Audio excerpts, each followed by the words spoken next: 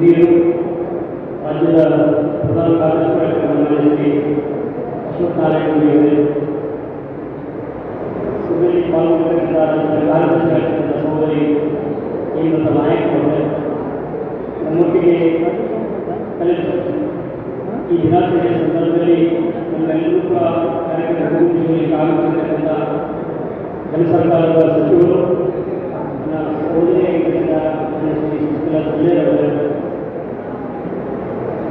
ಸಭಾಗಿಯಾಗಿರ್ತಕ್ಕಂಥ ಉಪಮುಖ್ಯಮಂತ್ರಿಯಾಗಿರ್ತಕ್ಕಂಥ ಚಂದ್ರಶೇಖರ ಪಾಟೀಲ್, ನನ್ನ ಇನ್ನೊಬ್ಬ ಸಹೋದರಿಯಾಗಿರ್ತಕ್ಕಂಥ ಮಕ್ಕಳು ಅವರೇ, ಎಲ್ಲರಿಗೂ ಬೇಕು ಜನಸಂಖ್ಯೆ ಕಾಲದಿಂದಲೂ ಕೂಡ ಪಕ್ಷದ ಸಂಘಟನೆಯ ಜೊತೆಗೆ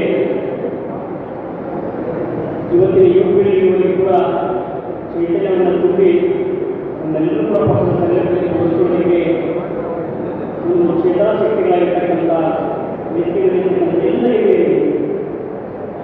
ನಾನು ಪ್ರಥಮದಲ್ಲಿ ಜಿಲ್ಲಾಧ್ಯಕ್ಷನಾಗಿ ನನ್ನೆಲ್ಲ ಕಾರ್ಯಕರ್ತ ಮುಖಂಡರ ಪರವಾಗಿ ಮೊದಲಾಗಿ ಇಷ್ಟಪಡ್ತೇನೆ. ಇವತ್ತು ನಮ್ಮೆಲ್ಲರೂ ಸಂತಸವಿದೆ. ಕಾರಣ ಹೇಳಿದ್ರೆ ಅವತ್ತಿನ ದಿನ ಬಹುಶಃ 20-50 ನಾವು ನೆನಪು ಮಾಡಿದ್ದೇವೆ. ಬಹಳಷ್ಟು ಜನ ಗೇಮ್ ಮಾಡ್ತಕ್ಕಂಥ ಭಾಳ ಏನೋ ಪಕ್ಷಕ್ಕೆ ಆಗ್ತದೆ ಕಾಂಗ್ರೆಸ್ನ ಗೇಮ್ ಮಾಡ್ತಕ್ಕಂಥ ಸಾಮಾಜಿಕ ಬದ್ಧತೆ, ದೇಶ ಪ್ರೇಮ ಜೊತೆಗೆ ಕಾರ್ಯಕರ್ತರ ಶಕ್ತಿಯ ಆಧಾರದ ಮೇಲೆ ಬೆಳೆದಿರತಕ್ಕಂಥ ಪಕ್ಷ ಅದು ಭಾರತೀಯ ಜನತಾ ಪಕ್ಷ ಅಂತ ಹಿರಿಯ ಕ್ಷೇತ್ರಗಳನ್ನು ಬಹುಶಃ ಇಲ್ಲಿರ್ತಕ್ಕಂಥ ಮುಖಂಡ ಆದಿ ನಮ್ಮ ಪ್ರತಿಯೊಂದು ಕೂಡ ನಾನು ಗೊತ್ತುಗೊಂಡ ಬಹುಶಃ ಇವತ್ತು ಅವತ್ತಿಗೂ ಭಾರತೀಯ ಜನತಾ ಪಕ್ಷದ ಧ್ವಜವನ್ನು ಸಂದರ್ಭದಲ್ಲಿ ಭಾಳ ಗೇಮ್ ಮಾಡ್ತಕ್ಕಂಥ ಭಾಳ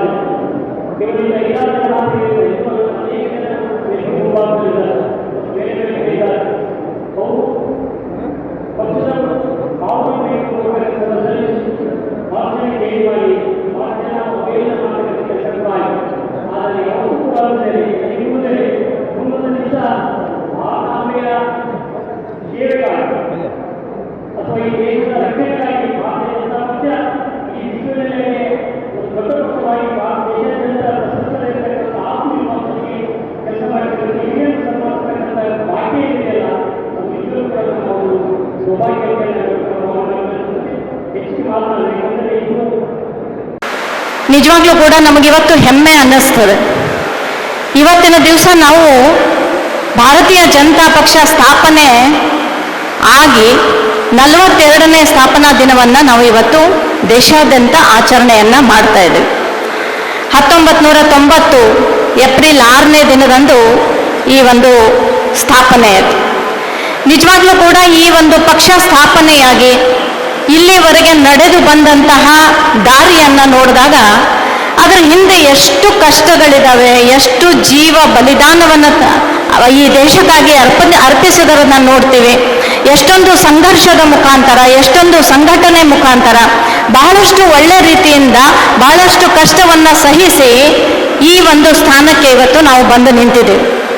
ಲೋಕಸಭಾದಲ್ಲೇ ಕೇವಲ 2 ಲೋಕಸಭಾ ಸದಸ್ಯರನ್ನ ಪ್ರಾರಂಭ ಮಾಡಿದಂಥ ಇವತ್ತಿನ ನಮ್ಮ ಈ ಪಕ್ಷ ಇವತ್ತು ಸಂಪೂರ್ಣವಾಗಿ ನಮ್ಮ ದೇಶದಲ್ಲಿ 2ನೇ ಬಾರಿ ಅಟಲ್ ಬಿಹಾರಿ ವಾಜಪೇಯಿ ಅವರಿದ್ದಾಗ 1 ಬಾರಿ ಈ ರೀತಿ ಒಂದು ಭಾರತೀಯ ಜನತಾ ಪಕ್ಷದಲ್ಲಿ ನಮ್ಮ ಇಡೀ ದೇಶವನ್ನೇ ಆಳುವಂತಹ ಸ್ಥಿತಿಗೆ ನಾವು ಇವತ್ತು ಬಂದಿದ್ದೀವಿ. ಅದರಲ್ಲಿ ಕರ್ನಾಟಕ ಕೂಡ ನಮ್ಮದೇ ಸರ್ಕಾರ ಇರೋದ್ರಿಂದ ಇದು ಎಷ್ಟು ಒಂದು ಮಹತ್ವದ ದಿನಾಚರಣೆ ಅಂತಕ್ಕಂಥದ್ದನ್ನು ನಾವೆಲ್ಲರೂ ಕೂಡ ಗಮನದಲ್ಲಿ ಇಟ್ಕೋಬೇಕು. ಯಾಕಂದ್ರೆ ಬರೀ 2 ಸಂಸದರಿಂದ ಪ್ರಾರಂಭವಾದಂಥ ಒಂದು ಪಕ್ಷ, ಇದ್ರ ಹಿಂದೆ ನಾವು ನಮ್ಮ ಎಲ್ಲ ಪಕ್ಷದ ಕಾರ್ಯಕ್ರಮಗಳಲ್ಲಿ ಭಾರತ ಮಾತೆಯ ಪೂಜೆಯನ್ನ ಮಾಡ್ತೇವೆ. ಶ್ಯಾಮಾ ಪ್ರಸಾದ್ ಮುಖರ್ಜಿ ಅವರ ಫೋಟೋವನ್ನು ಇಟ್ಕೊಂಡು ಅಲ್ಲಿ ಪೂಜೆ ಮಾಡ್ತೇವೆ. ದೀನ್ ದಯಾಳ್ ಉಪಾಧ್ಯಾಯರ ಫೋಟೋವನ್ನು ಇಟ್ಟು ಅಲ್ಲಿ ಪೂಜೆಯನ್ನ ಮಾಡ್ತೇವೆ. ಯಾಕಂದ್ರೆ ಅಂತಹ ತ್ಯಾಗಿಗಳು ಇದ್ರು, ಅಂತಹ ದೂರದೃಷ್ಟಿಕೋನವನ್ನು ಇಟ್ಕೊಂಡಂಥ ದೇಶಭಕ್ತರಿದ್ರು ಅಂಥೇಳಿ ಅವರನ್ನು ನಾವು ನೋಡಲಿಲ್ಲ, ನಾವು ಅವರನ್ನು ಮಾತಾಡಿಸ್ಲಿಕ್ಕೆ ಇರಲಿಲ್ಲ, ನಮಗೂ ಅವ್ರಿಗೂ ಯಾವುದೂ ಪರಿಚಯ ಇರಲಿಲ್ಲ. ಆದರೆ ನಮ್ಮ ಮನದಾಳದಲ್ಲಿ ಏನೋ ಒಂದು ಅಭಿಮಾನ ಇದೆ, ಅಂಥ ತ್ಯಾಗಿಗಳಿದ್ರು ಅಂಥೇಳಿ ಇವತ್ತು ನಮ್ಮ ಭಾರತೀಯ ಜನತಾ ಪಕ್ಷ ಈ ಒಂದು ಸ್ಥಿತಿಗೆ ಬಂತು ಅನ್ನೋದನ್ನು ನಾವು ಯಾವತ್ತೂ ಕೂಡ ಮರಿಬಾರ್ದು. ನಮ್ಮ ದೇಶ ಭಾರತ ದೇಶ, ಇಡೀ ಜಗತ್ತಿನಲ್ಲಿ ಭಾರತ ದೇಶಕ್ಕೆ ತನ್ನದೇ ಆದಂತಹ ಒಂದು ಇತಿಹಾಸ ಇದೆ. ನಮ್ಮ ದೇಶದ ಸಂಸ್ಕೃತಿಯಲ್ಲಿ, ಸಂಸ್ಕಾರದಲ್ಲಿ, ಆಧ್ಯಾತ್ಮಿಕತೆಯಲ್ಲಿ ಇಡೀ ಜಗತ್ತಿಗೆ ಯಾವುದಾದ್ರೂ ಒಂದು ಇಂಥ ದೇಶ ಇದೆ ಅಂತಂದ್ರೆ ಇದು ನಮ್ಮ ಭಾರತ ಭೂಮಿ. ಇವತ್ತಿನ ದಿವಸ ನಾವು ಅನೇಕ ವರ್ಷಗಳಿಂದ ನೋಡ್ತಾ ಇದ್ದೀವಿ, ಬೇರೆ ಜಗತ್ತಿನ ಎಲ್ಲ ದೇಶಗಳು ನಮ್ಮ ದೇಶದ ಕಡೆ ನೋಡುವಂತಹ ಒಂದು ಯಾವ ರೀತಿ ನೋಡ್ತಿದ್ರು ಅಂತಂದ್ರೆ, ನಮ್ಮ ದೇಶ ಹಿಂದುಳಿದಂಥ ದೇಶ, ನಮ್ಮ ದೇಶ ಭಿಕ್ಷುಕರ ದೇಶ, ನಮ್ಮ ದೇಶದಲ್ಲಿ ಯಾವುದೇ ರೀತಿಯ ಏನು ಕೂಡ ಇಲ್ಲ ಅನ್ನುವಂಥ ರೀತಿಯಲ್ಲಿ ನಾವು ಈ ದೇಶವನ್ನ ಬಿಂಬಿಸ್ತಾ ಇದ್ವಿ. ಆದರೆ ನಮ್ಮ ಇತಿಹಾಸದಲ್ಲಿ ಅಟಲ್ ಬಿಹಾರಿ ವಾಜಪೇಯಿ ಅವರ ನಂತರ ಇವತ್ತಿನ ದಿನ ನಮ್ಮೆಲ್ಲರ ನೆಚ್ಚಿನ ಪ್ರಧಾನಮಂತ್ರಿಗಳು ಹೇಗೆ 100 ವರ್ಷಗಳ ಹಿಂದೆ ನಮ್ಮ ದೇಶದ ಒಬ್ಬ ಸನ್ಯಾಸಿ ಸ್ವಾಮಿ ವಿವೇಕಾನಂದರು ಅಮೆರಿಕದ ಚಿಕಾಗೋದಲ್ಲಿ ಭಾಷಣ ಮಾಡ್ತಿರುವಂಥ ಸಂದರ್ಭದಲ್ಲಿ ಎಲ್ಲದಕ್ಕೂ ಕೂಡ ಅವರಿಗೆ ಕೊನೆಯ ನಂಬರನ್ನು ಕೊಟ್ಟಿದ್ರು. ಆದರೆ ಎಲ್ಲ ದೇಶದ ಸನ್ಯಾಸಿಗಳು ಮಾತಾಡಿದ ನಂತರ ಕೊನೆಯದಾಗಿ ಸ್ವಾಮಿ ವಿವೇಕಾನಂದರು ಎದ್ದು ನಿಂತು ನನ್ನ ಪ್ರೀತಿಯ ಅಣ್ಣ ತಮ್ಮಂದಿರೇ, ಅಕ್ಕ ತಂಗಿಯರೇ ಅಂತ ಭಾಷಣವನ್ನ ಪ್ರಾರಂಭ ಮಾಡಿದರು. ಆವಾಗ ಅಮೆರಿಕಾದಲ್ಲಿ ಆ ಒಂದು ಶಬ್ದಕ್ಕೆ ಎಲ್ಲ ಕಡೆನೂ ಕೂಡ ಚಪ್ಪಾಳೆಯನ್ನ ಹಾಕಿರೋದನ್ನ ನೋಡ್ತಿದ್ವಿ. ಯಾಕಂದ್ರೆ ಸ್ವಾಮಿ ವಿವೇಕಾನಂದರು ಇಡೀ ಜಗತ್ತಿಗೆ ನಮ್ಮ ಭಾರತ ದೇಶದ ಸಂಸ್ಕಾರ ಏನಿದೆ ಅನ್ನೋದನ್ನ ಆ ಒಂದು ಶಬ್ದದಲ್ಲಿ ತೋರಿಸ್ಕೊಟ್ಟಿದ್ರು. ಆದ್ರೆ ಅದರ ನಂತರ ನಾವು ಮರ್ತಿದ್ವಿ. ಆದರೆ ಇವತ್ತು ನನಗನ್ನಿಸ್ತದೆ, ನನಗನ್ಸಿದ್ದ ಅನುಭವವನ್ನು ನಿಮ್ಮ ಹತ್ರ ನಾನು ಇವತ್ತು ಹಂಚ್ಕೊಳ್ತಾ ಇದ್ದೀನಿ. ಅವತ್ತು ಸ್ವಾಮಿ ವಿವೇಕಾನಂದರ ಪೂರ್ವ ಹೆಸರು ನರೇಂದ್ರ ಅಂತ ಇತ್ತು. ಇವತ್ತು ನಮ್ಮೆಲ್ಲರ ನೆಚ್ಚಿನ ಪ್ರಧಾನಮಂತ್ರಿಗಳು ಇಡೀ ಜಗತ್ತಿನಲ್ಲಿ ನಮ್ಮ ಭಾರತ ಮಾತೆಯನ್ನ ಗುರುವಿನ ಸ್ಥಾನಕ್ಕೆ ಒಯ್ದು ನಿಲ್ಲಿಸಬೇಕು ಅಂತ ಹೇಳಿ ಹಗಲಿರುಳು ದುಡಿತಾ ಇದ್ದಾರಲ್ಲ, ಆ ಒಂದು ಸ್ವಾಮಿ ವಿವೇಕಾನಂದರ ಪುನರ್ಜನ್ಮ ಇದೆ ಏನು ನರೇಂದ್ರ ಮೋದಿಜಿ ಅವರು ಇವತ್ತು ನಮ್ಮ ದೇಶಕ್ಕೆ ಸಿಕ್ಕರು ಅಂತಕ್ಕಂಥದ್ದು. ಇದನ್ನ ನಾವು ಯಾವತ್ತೂ ಕೂಡ ಮನಸ್ಸಿನಲ್ಲಿ ಇಟ್ಕೋಬೇಕು. ಈ ಬಂದಂಥ ಅವಕಾಶವನ್ನ ಕಳ್ಕೊಳ್ಳೋದಕ್ಕೆ ಬಿಡಬಾರ್ದು. ನಮ್ಮ ದೇಶದ ಸುರಕ್ಷತೆ ಇವತ್ತು ಅವರು ಭಾಷಣ ಮಾಡಬೇಕಾದ್ರೆ ಬಹಳ ಚೆನ್ನಾಗಿ ಹೇಳಿದ್ರು. ನಾವೆಲ್ಲ ಮಹಿಳೆಯರಿದ್ದೀವಿ, ನಮ್ಮ ಪಕ್ಷದಲ್ಲಿ ಮಹಿಳಾ ಮೋರ್ಚಾ ಅಂತ ಹೇಳ್ತೀವಿ. ಇಲ್ಲಿವರೆಗೂ ಕೂಡ ನಾವು ಮಹಿಳಾ ಮೋರ್ಚಾದ ಕೆಲಸ ಕಾರ್ಯಗಳನ್ನು ಮಾಡಿದ್ವಿ, ಯುವ ಮೋರ್ಚಾ ಕೆಲಸ ಕಾರ್ಯಗಳನ್ನು ಮಾಡಿದ್ವಿ. ಆದರೆ ಇಲ್ಲಿವರೆಗೆ ಯಾವ ಕೇಂದ್ರದಲ್ಲಿ ಸರ್ಕಾರ ಇದ್ರೂ ಕೂಡ ಮಹಿಳೆಯರಿಗೆ ಮಾನ್ಯತೆ ಸಿಕ್ಕಿರಲಿಲ್ಲ. ಆದರೆ ಇವತ್ತು ಮೋದಿಜಿಯವರು ಸ್ಪಷ್ಟವಾಗಿ ಹೇಳಿದರು, ಮಹಿಳೆಯರ ಸುರಕ್ಷತೆ, ಮಹಿಳೆಯರು ತಮ್ಮ ಕಾಲ ಮೇಲೆ ತಾವು ನಿಲ್ಲಬೇಕು, ಮಹಿಳೆಯರಿಗೆ ಒಂದು ಅವಕಾಶವನ್ನ ಹೆಚ್ಚಿನ ರೀತಿಯಲ್ಲಿ ಕೊಟ್ಟಾಗ ಪುರುಷರ ಜೊತೆಗೆ ಮಹಿಳೆಯರು ಕೂಡ ಈ ಒಂದು ರಂಗಗಳಲ್ಲಿ ಬಂದಾಗ ನಮ್ಮ ಭಾರತದ ಉಜ್ವಲ ಭವಿಷ್ಯ ಇದೆ ಅಂತಕ್ಕಂಥ ಮಾತನ್ನ ಇವತ್ತು ಅವರ ಒಂದು ಭಾಷಣದಲ್ಲಿ ಹೇಳಿದರು. ಯುವಕರು ಕೂಡ ನಮ್ಮ ದೇಶದ ಶಕ್ತಿ. ಆ ಯುವ ವರ್ಗಕ್ಕೂ ಕೂಡ ಇವತ್ತು ನಮ್ಮ ಪ್ರಧಾನಿಗಳಾದಂಥ ನರೇಂದ್ರ ಮೋದಿಜಿಯವರು ಇರ್ಬೋದು, ನಮ್ಮ ರಾಜ್ಯದ ಮುಖ್ಯಮಂತ್ರಿಗಳಾದಂಥ ಬೊಮ್ಮಾಯಿ ಅವರು ಇರ್ಬೋದು, ಎಲ್ಲರೂ ಕೂಡ ಈ ಪ್ರಾಧಾನ್ಯತೆಗಳನ್ನು ತಂದು ನಮ್ಮ ದೇಶದ ಚಿತ್ರಣವನ್ನ ಬದಲಿಸ್ತಾ ಇದ್ದಾರೆ. ಹಾಗಾಗಿ ಒಂದು ಮಾತು ಪ್ರಧಾನಿಗಳು ಹೇಳಿದರು, ನೀವು ಅದರ ಕಡೆ ಗಮನ ಕೊಟ್ಟರೋ ಇಲ್ಲೋ ಗೊತ್ತಿಲ್ಲ, ರಾಷ್ಟ್ರ ನೀತಿಯ ಜೊತೆಗೆ ರಾಜ್ಯ ನೀತಿಯನ್ನ ಕರ್ಕೊಂಡು ಹೋಗ್ತಾ ಇದ್ದೀವಿ ಅಂತಕ್ಕಂಥದ್ದು. ನಮಗೆ ಮೊದಲು ಪಕ್ಷ ಇಂಪಾರ್ಟೆಂಟ್ ಅಲ್ಲ, ನಮಗೆ ನಮ್ಮ ದೇಶ ಇಂಪಾರ್ಟೆಂಟ್, ನಮಗೆ ನಮ್ಮ ಭಾರತ ಮಾತೆ ಇಂಪಾರ್ಟೆಂಟ್. ಆ ಭಾರತ ಮಾತೆಯನ್ನು ಉಳಿಸಿದಾಗ ಮಾತ್ರ ನಾವೆಲ್ಲಾನು ಕೂಡ ಉಳಿಸ್ಕೊಳ್ಳೋದಿಕ್ಕೆ ಸಾಧ್ಯ. ಹಾಗಾಗಿ ಈ ಸ್ವತಂತ್ರ ಭಾರತಕ್ಕೆ ಸ್ವತಂತ್ರ ಬರೋದಕ್ಕೆ ಎಷ್ಟೋ ಜನ ತಮ್ಮ ಜೀವನವನ್ನ ತ್ಯಾಗ ಮಾಡಿದ್ರು. ಅವರ ತ್ಯಾಗ ಮಾಡಿದ್ದಕ್ಕೆ ನಾವು ಸ್ವತಂತ್ರ ಭಾರತದಲ್ಲಿದ್ದೀವಿ. ಹಾಗೇನೆ ನಮ್ಮ ಭಾರತೀಯ ಜನತಾ ಪಕ್ಷ ಸ್ಥಾಪನೆ ಮಾಡಿದಾಗಿಂದ ಇಂತಹ ವ್ಯಕ್ತಿಗಳ ಒಂದು ತ್ಯಾಗ ಬಲಿದಾನದಿಂದ ಇವತ್ತು ನಾವು ಈ ಒಂದು ಸ್ಥಿತಿಗೆ ಬಂದು ತಲುಪಿದ್ದೀವಿ. ಈ ಎಲ್ಲದರ ಮಧ್ಯೆ ಇವತ್ತು ನಮಗೆ ದೈವಿ ಪುರುಷರಾದಂಥ ನರೇಂದ್ರ ಮೋದಿಜಿಯವರು ಪ್ರಧಾನಿಗಳಾಗಿ ಸಿಕ್ಕಿರೋದ್ರಿಂದ ನಮಗೋಸ್ಕರ 24 ಗಂಟೆಗಳಲ್ಲಿ 18 ಗಂಟೆ ಪ್ರಾಮಾಣಿಕವಾಗಿ ತಮ್ಮ ಕೆಲಸ ಕಾರ್ಯಗಳನ್ನು ಮಾಡ್ತಾ ಇದ್ದಾರೆ. ಯಾತಕ್ಕೋಸ್ಕರ ಮಾಡ್ತಾ ಇದ್ದಾರೆ? ಅವ್ರೇನು ತನ್ನ ಮನೆಗೆ ಕರ್ಕೊಂಡು ಹೋಗ್ತಾರೋ, ತನಗೇನು ಮಕ್ಕಳಿದಾವೋ, ಆದರೆ ಈ ದೇಶಕ್ಕಾಗಿ ಅವರು ಮಾಡ್ತಾ ಇದ್ದಾರೆ ಅನ್ನೋದ್ರ ಜೊತೆಗೆ ದೇಶ ಅಂದಾಗ ನಾವೆಲ್ಲರೂ ಕೂಡ ಅದರಲ್ಲಿ ಬಂದ್ವಿ. ನಮಗಾಗಿ ಅವರು ಮಾಡ್ತಾ ಇದ್ದಾರೆ, ನಮ್ಮ ದೇಶಕ್ಕಾಗಿ ಮಾಡ್ತಾ ಇದ್ದಾರೆ, ದೇಶದ ಸುರಕ್ಷತೆಗಾಗಿ ಮಾಡ್ತಾ ಇದ್ದಾರೆ ಅನ್ನೋದನ್ನ ನಾವು ಯಾವತ್ತೂ ಕೂಡ ಮರಿಬಾರ್ದು. ಇದನ್ನ ಹೀಗೆ ಮುಂದೆ ವರ್ಷಕೊಂಡು ಹೋಗ್ಬೇಕು ಅಂತಂದ್ರೆ ನಮ್ಮ ನಿಮ್ಮ ಕರ್ತವ್ಯ ಬಹಳ ದೊಡ್ಡದಾಗಿದೆ. ಅಟಲ್ ಬಿಹಾರಿ ವಾಜಪೇಯಿ ಅವರು ಎಷ್ಟು ಅದ್ಭುತವಾದಂಥ ಕೆಲಸಗಳನ್ನು ಮಾಡಿದರು. ಆ ಮಾಡಿದ ನಂತರ ಅವರು ಸೋತಾಗ ಪತ್ರಕರ್ತರೆಲ್ಲರೂ ಕೂಡ ಅವ್ರಿಗೆ ಕೇಳಿದ್ರಂತೆ, ನೀವು ಭಾರತದ ಇತಿಹಾಸದಲ್ಲಿ ಆಗದೇ ಇರತಕ್ಕಂಥ ಅದ್ಭುತವಾದಂಥ ಕೆಲಸಗಳನ್ನು 5 ವರ್ಷದಲ್ಲಿ ಮಾಡಿದ್ರಿ, ಆದರೆ ನೀವು ಯಾಕೆ ಸೋತ್ರಿ ಅಂತೇಳಿ. ಅದು ಎಷ್ಟು ಓಟಿಂದ ಸೋತ್ರವರು? 1 ಓಟಿಂದ. ಯಾಕೆ 1 ಓಟಿಂದ ಸೋತ್ರಿ ಅಂದಾಗ ಅಟಲ್ ಬಿಹಾರಿ ವಾಜಪೇಯಿ ಅವ್ರು ಹೇಳಿದ್ರಂತೆ, ಇಲ್ಲ, ದೇಶದ ಜನ ನನಗೆ ಆಶೀರ್ವಾದ ಮಾಡಿದ್ರು, ಆ ದೇಶಕ್ಕಾಗಿ, ಆ ಜನತೆಗಾಗಿ ನನ್ನ ಕಡೆಯಿಂದ ಆಗಬೇಕಾದಂಥ ಒಳ್ಳೆ ಅವಕಾಶವನ್ನು ಉಪಯೋಗವು ಒಳ್ಳೆ ಕಾರ್ಯಗಳನ್ನು ಮಾಡಿದ್ದೀನಿ. ಆದರೆ ನನ್ನ ಕಾರ್ಯಕರ್ತರು ಎಲ್ಲೋ ಹಿಂದೇಟು ಹಾಕಿದ್ರೇನೋ ಅನ್ನುವಂಥ ಮಾತನ್ನು ಹೇಳಿದ್ರು. ಯಾಕಂದ್ರೆ ಒಬ್ಬ ಪ್ರಧಾನಿಗಳು ಮಾಡಿದಂಥ ಕೆಲಸ, ಒಬ್ಬ ಮುಖ್ಯಮಂತ್ರಿಗಳು ಮಾಡಿದಂಥ ಕೆಲಸ ಮನೆ ಮನೆಗೆ ಹೋಗಿ ಮುಟ್ಟಿಸೋ ಕಾರ್ಯ ಯಾರು ಮಾಡಬೇಕು? ಕಾರ್ಯಕರ್ತರು ಮಾಡಬೇಕು. ಕಾರ್ಯಕರ್ತರು ಮತ್ತೆ ನಮ್ಮೆಲ್ಲ ಮೋರ್ಚಾದವರು ಮಾಡಬೇಕು. ನಮ್ಮ ಕರ್ತವ್ಯ ಇವತ್ತು ಅದನ್ನು ನಾವು ನೆನ್ಪಿಟ್ಕೋಬೇಕು. ಈ 42ನೇ ಸ್ಥಾಪನಾ ದಿನ ಅದ್ಭುತವಾದಂಥ ಪ್ರಧಾನಿಗಳು ಸಿಕ್ಕಿದ್ದಾರೆ, ನಮಗೆ ಅದ್ಭುತವಾದಂತಹ ಮುಖ್ಯಮಂತ್ರಿಗಳು ಸಿಕ್ಕಿದ್ದಾರೆ. ಇಂಥ ತ್ಯಾಗ ಬಲಿದಾನದ ಜೀವನವನ್ನು ಅರ್ಪಣೆ ಮಾಡಿದಂತಹ ಅಂಥ ವ್ಯಕ್ತಿತ್ವವನ್ನು ನಾವು ಮನಸ್ಸಿನಲ್ಲಿ ಇಟ್ಕೊಂಡು ನಮ್ಮ ಅಳಿಲು ಸೇವೆ ಏನು ಅನ್ನೋದನ್ನು ನಾವು ನೋಡ್ಕೋಬೇಕು. ದೇಶಕ್ಕಾಗಿ ಅಳಿಲು ಸೇವೆ. ಶ್ರೀರಾಮಚಂದ್ರರು ಸೀತಾಮಾತೆ ಕಡೆಗೆ ಹೋಗ್ಬೇಕಾದ್ರೆ ಒಂದು ಬ್ರಿಡ್ಜ್ ತಯಾರು ಮಾಡ್ತಿದ್ರಲ್ಲ, ಅವಾಗ ಇಣಚಿ ಆ ಸಮುದ್ರದೊಳಗೆ ಮುಳುಗಿ ಉಸುಕ್ನಾಗ ಬಂದು ಆ ಉಸುಕ್ ಹೋಗಿ ಜಾಡಿಸ್ತಿತ್ತಂತ. ಯಾಕೆ ಹಿಂಗೆ ಮಾಡ್ತಿ ಅಂತಂದ್ರೆ ಶ್ರೀರಾಮಚಂದ್ರರ ಈ ಕಾರ್ಯದಲ್ಲಿ ನಂದೊಂದು ಅಳಿಲು ಸೇವೆ ಅಂದ್ರಂತ. ಹಂಗೆ ಇವತ್ತು ನಾವು ನೆನ್ಪಿಟ್ಕೋಬೇಕು, ಸನ್ಮಾನ್ಯ ಮುಖ್ಯಮಂತ್ರಿಗಳ ಈ ದೇಶ ಸೇವೆಯಲ್ಲಿ ನಾವು ನೀವುಗಳೆಲ್ಲರೂ ಏನು ಕಾರ್ಯಕರ್ತರಿದ್ದೀವೋ ಇದು ನಮ್ಮ ಸೌಭಾಗ್ಯ ಅಂತ ತಿಳ್ಕೋಬೇಕು. ಅದಕ್ಕೆ ಇಲ್ಲಿ ನಮ್ಮ ಸರ್ಕಾರಗಳು ಮಾಡಿದಂಥ ಕೆಲಸವನ್ನ, ಈ ನಮ್ಮ ಪಕ್ಷ ಬೆಳೆದು ಬಂದಂಥ ದಾರಿಯನ್ನ ಇವತ್ತು ಮನೆ ಮನೆಗೆ ಮುಟ್ಟಿಸುವಂಥ ಕೆಲಸ ನಿಮ್ಮ ಜವಾಬ್ದಾರಿಯಾಗಿದೆ. ಹಾಗಾಗಿ ಇವತ್ತು ಬೆಂಗಳೂರಿಂದ ಅಶ್ವಥ್ ನಾರಾಯಣ ಅನ್ನೋರು ಇರ್ಬೋದು, ಚಂದ್ರಶೇಖರ್ ಅಣ್ಣವ್ರು ಇರ್ಬೋದು, ನಮ್ಮ ಅಧ್ಯಕ್ಷರು ಇರ್ಬೋದು, ಮತ್ತು ಇಲ್ಲಿ ಇರ್ತಕ್ಕಂಥ ಎಲ್ಲ ಹಿರಿಯ ಜೀವಿಗಳು ಅವರ ಅನುಭವಗಳನ್ನು ಕೇಳಬೇಕು. ಅವರ ಮಾರ್ಗದರ್ಶನ ಇವತ್ತು ನಮಗೆ ಬೇಕು. ಅವರ ಮಾರ್ಗದರ್ಶನವನ್ನು ತಗೊಂಡು ನಾವು ನಮ್ಮ ಕೆಲವೊಂದು ಹೊಸ ಐಡಿಯಾಗಳನ್ನು ಹಾಕಿ ರಾಷ್ಟ್ರ ನೀತಿಯ ಜೊತೆಗೆ ನಮ್ಮ ರಾಜನೀತಿ ಒಕ್ಕಟ್ಟಿನಿಂದ ಹೋದಾಗ ಒಂದು ಅದ್ಭುತವಾದಂತಹ ಭವಿಷ್ಯವನ್ನು ನಾವು ನಿರ್ಮಾಣ ಮಾಡ್ಬೋದು. ಹಾಗಾಗಿ ಇವತ್ತು ಅಕಸ್ಮಾತ್ತಾಗಿ ನಂದು ವಿಜಯನಗರ ಕಾರ್ಯಕ್ರಮ ಇತ್ತು, ಆದರೆ ಕೊಪ್ಪಳಕ್ಕೆ ಬರಬೇಕು ಅಂಥೇಳಿ ವಿನಂತಿ ಮಾಡಿಕೊಂಡಾಗ ನನಗೂ ಭಾಳ ಖುಷಿ ಆಯಿತು. ನಿಮ್ಮನ್ನೆಲ್ಲ ಮತ್ತೊಮ್ಮೆ ನೋಡೋ ಅಂಥ ಭಾಗ್ಯ ಸಿಗ್ತದೆ ಅಂಥೇಳಿ ನಾನು ಬೆಳಿಗ್ಗೆಯಿಂದ ಇಲ್ಲಿ ಬಂದು ಇಲ್ಲಿ ಈ ಕಾರ್ಯಕ್ರಮದಲ್ಲಿ ಭಾಗಿಯಾಗಿದ್ದು ನಂದು ಕೂಡ ಒಂದು ಸೌಭಾಗ್ಯ ಅಂತ ಹೇಳ್ತಾ, ನಾನು ಕೂಡ ಈ ಪಕ್ಷದ ಒಬ್ಬ ಸಾಮಾನ್ಯ ಕಾರ್ಯಕರ್ತೆ. ಪ್ರಧಾನಿಗಳು ಕೊನೆಗೆ ಹೇಳಿದರು, ಎಲ್ಲ ಆಗ್ಬೋದು, ಆದರೆ ಇವತ್ತು ನಾನು ನನ್ನ ಪಕ್ಷದ ಒಬ್ಬ ಸಾಮಾನ್ಯ ಕಾರ್ಯಕರ್ತ ಅಂತಕ್ಕಂಥ ಮಾತನ್ನು ಹೇಳಿದ್ರು. ನಾವು ಪ್ರಧಾನಿಗಳೇ ಇರ್ಬೋದು, ಮುಖ್ಯಮಂತ್ರಿಗಳೇ ಇರ್ಬೋದು, ನಾವು ಮಂತ್ರಿಗಳೇ ಇರ್ಬೋದು, ಅದೆಲ್ಲ ಸೆಕೆಂಡ್ರಿ. ಫಸ್ಟ್ ನಾವೇನು ನಮ್ಮ ಭಾರತೀಯ ಜನತಾ ಪಕ್ಷದ ಒಬ್ಬ ಸಾಮಾನ್ಯ ಕಾರ್ಯಕರ್ತೆ ಅಂಥೇಳಿ, ಕಾರ್ಯಕರ್ತ ಅಂತ ತಿಳ್ಕೊಂಡಾಗ ಮಾತ್ರ ನಾವು ಈ ಪಕ್ಷವನ್ನು ಬೆಳೆಸೋದಕ್ಕೆ ಸಾಧ್ಯ ಇದೆ ಅಂತ ಹೇಳ್ತಾ, ಈ ಒಂದು ಸಂದೇಶವನ್ನು, ಪ್ರಧಾನಿಗಳು ಕೊಟ್ಟಂಥ ಸಂದೇಶವನ್ನು ನೀವೆಲ್ಲರೂ ಕೊಪ್ಪಳ ಜಿಲ್ಲೆಯ ಮನೆ ಮನೆಗೆ ಹೋಗಿ ಮುಟ್ಟಿಸ್ತೀರಾ ಅಂತಕ್ಕಂಥ ವಿಶ್ವಾಸವನ್ನು ವ್ಯಕ್ತಪಡಿಸ್ತಾ ನನ್ನ 2 ಮಾತಿಗೆ ವಿರಾಮವನ್ನು ಕೊಡ್ತೇನೆ. ಜೈ ಹಿಂದ್, ಜೈ ಕನ್ನಡ. ಈಗ ಜನಸಂಘದಿಂದಲೂ ನಿರಂತರವಾಗಿ ಹೋರಾಟದಲ್ಲಿ ತಮ್ಮನ್ನು ತಾವು ತೊಡಗಿಸಿಕೊಂಡು ಪಕ್ಷದ ಸೇವೆಯಲ್ಲಿ ನಿರತರಾಗಿರುವಂಥ ಹಿರಿಯ ಕಾರ್ಯಕರ್ತರಿಗೆ ಈಗ ವೇದಿಕೆ ಮೇಲೆ ಸನ್ಮಾನ.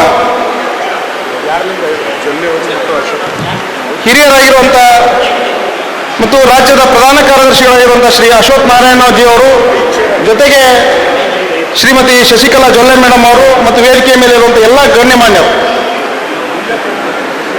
ನಮ್ಮೆಲ್ಲ ಹಿರಿಯ ಕಾರ್ಯಕರ್ತರಿಗೆ ಸನ್ಮಾನವನ್ನು ಮಾಡ್ತಾ ಇದ್ದಾರೆ. ಜನಸಂಘದ ಕಾಲದಿಂದಲೂ ಕೂಡ ಪಕ್ಷದ ಸೇವೆಯನ್ನು ಮಾಡ್ಕೊಂಡು ಬಂದಿದ್ದಾರೆ. ತುರ್ತು ಪರಿಸ್ಥಿತಿಯಲ್ಲಿ ಜೈಲುವಾಸವನ್ನು ಅನುಭವಿಸಿದ್ದಾರೆ.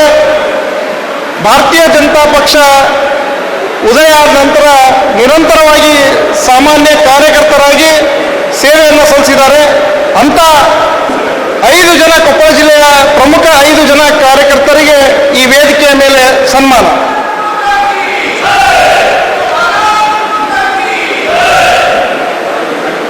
ಸನ್ಮಾನಿತಗೊಳ್ಳಲಿರುವಂಥ ಹಿರಿಯರು ಡಾಕ್ಟರ್ KG ಕುಲಕರ್ಣಿ ಅವರು, ಅಖಂಡ ರಾಯಚೂರು ಜಿಲ್ಲೆಯ ಜಿಲ್ಲಾ ಅಧ್ಯಕ್ಷರಾಗಿ ಸೇವೆಯನ್ನು ಸಲ್ಲಿಸಿದಂಥವರು ನರೇಶ್ ನಗಾಡ ಅವರು. ಜನಸಂಘದಿಂದ ಹಿಡಿದು ಭಾರತೀಯ ಜನತಾ ಪಕ್ಷದವರೆಗೂ ಕೂಡ ಬೇರೆ ಬೇರೆ ಹುದ್ದೆಯಲ್ಲಿ ಪಕ್ಷದ ಸೇವೆಯನ್ನು ಮಾಡಿದಂಥವರು. ಬಹಳ ಮುಖ್ಯವಾಗಿ ಒಂದು ನಮ್ಮ ತಂದೆಯವರು ಜಿಲ್ಲಾ ಅಧ್ಯಕ್ಷರಾದ ಸಂದರ್ಭದಲ್ಲಿ ಜಿಲ್ಲಾ ಖಜಾಂಚಿಯಾಗಿ ಕೂಡ ಸೇವೆಯನ್ನು ಸಲ್ಲಿಸಿದಂಥವರು ಶ್ರೀ ಅಪ್ಪಣ್ಣ ಪದಕಿಯವರು. ಹಿರಿಯರು, ಭಾರತೀಯ ಜನತಾ ಪಕ್ಷದ ವಿವಿಧ ಹುದ್ದೆಗಳಲ್ಲಿ ಪಕ್ಷದ ಸೇವೆಯನ್ನು ಮಾಡಿದಂಥವರು ಶ್ರೀ ದತ್ತುರಾವ್ ಪದಕಿಯವರು. ತುರ್ತು ಪರಿಸ್ಥಿತಿಯ ಸಂದರ್ಭದಲ್ಲಿ ಜೈಲುವಾಸವನ್ನು ಅನುಭವಿಸಿದಂಥವರು ಶ್ರೀ ಗುಂಡಪ್ಪ ಪೋಲಸ್ಕರ್ ಅವರು ಕೂಡ ಹಿರಿಯ ಕಾರ್ಯಕರ್ತರು. ಅವರೆಲ್ಲರೂ ಕೂಡ ವೇದಿಕೆ ಮೇಲೆ ಇರುವಂಥ ಎಲ್ಲ ಗಣ್ಯಮಾನ್ಯರು ಸನ್ಮಾನವನ್ನು ನೆರವೇರಿಸಿದರು. ಭಾರತ್ ಮಾತಾ ಕಿ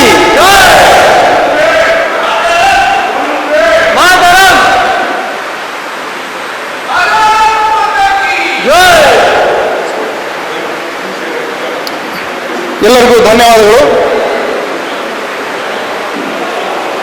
ಈ ಒಂದು ಕಾರ್ಯಕ್ರಮವನ್ನು ಉದ್ದೇಶಿಸಿ ಹಿರಿಯರಾಗಿರುವಂಥ ಅಪ್ಪಣ್ಣ ಪದಕಿಯವರು ತಮ್ಮ ಅನಿಸಿಕೆಗಳನ್ನು ಹಂಚಿಕೊಳ್ಬೇಕು ಅಂತೇಳಿ ಅವರು ಕೇಳ್ಕೊಳ್ತೇನೆ. ಭಾರತೀಯ ಜನತಾ ಪಾರ್ಟಿ ಸಂಸ್ಥಾಪನಾ ದಿನದಂದು ವೇದಿಕೆಯ ಮೇಲೆ ಆಸೀನರಾಗಿರತಕ್ಕಂಥ ಜಿಲ್ಲಾ ಅಧ್ಯಕ್ಷರಾದಂಥ ದೊಡ್ಡನಗೌಡ್ರೆ, ವಿಜಯನಗರ ಜಿಲ್ಲೆಯ ಮಂತ್ರಿಗಳಾದಂಥ ಅಕ್ಕ ಜೊಲ್ಲೆ ಅವರೇ, ಹಾಗೆ ರಾಜ್ಯ ಪ್ರಧಾನ ಕಾರ್ಯದರ್ಶಿಗಳಾದ ಅಶ್ವಥ್ ನಾರಾಯಣರವರೇ, ಚಂದ್ರಣ್ಣ ಅಲಿಗೇರಿ ಅವರೇ, ನವೀನ್ ಗುಲ್ಗಣ್ಣವರೇ, ಡಾಕ್ಟರ್ ಕೆ ಜಿ ಕುಲಕರ್ಣಿ ಅವರೇ, ನರೇಶ್ ನಾಗಡ ಅವರೇ, ಪ್ರಭು ಕಪ್ಪಗಲ್ ಅವರೇ, ಹಾಗೂ ಗುಂಡಪ್ಪ ಪೂರ್ಣಸ್ಕರ್ ಅವರೇ, ವಿಶೇಷವಾಗಿ ಚಂದ್ರಣ್ಣ ಒಂದು 42ನೇ ಸ್ಥಾಪನೆಯ ದಿನ ಜನಸಂಘದಿಂದ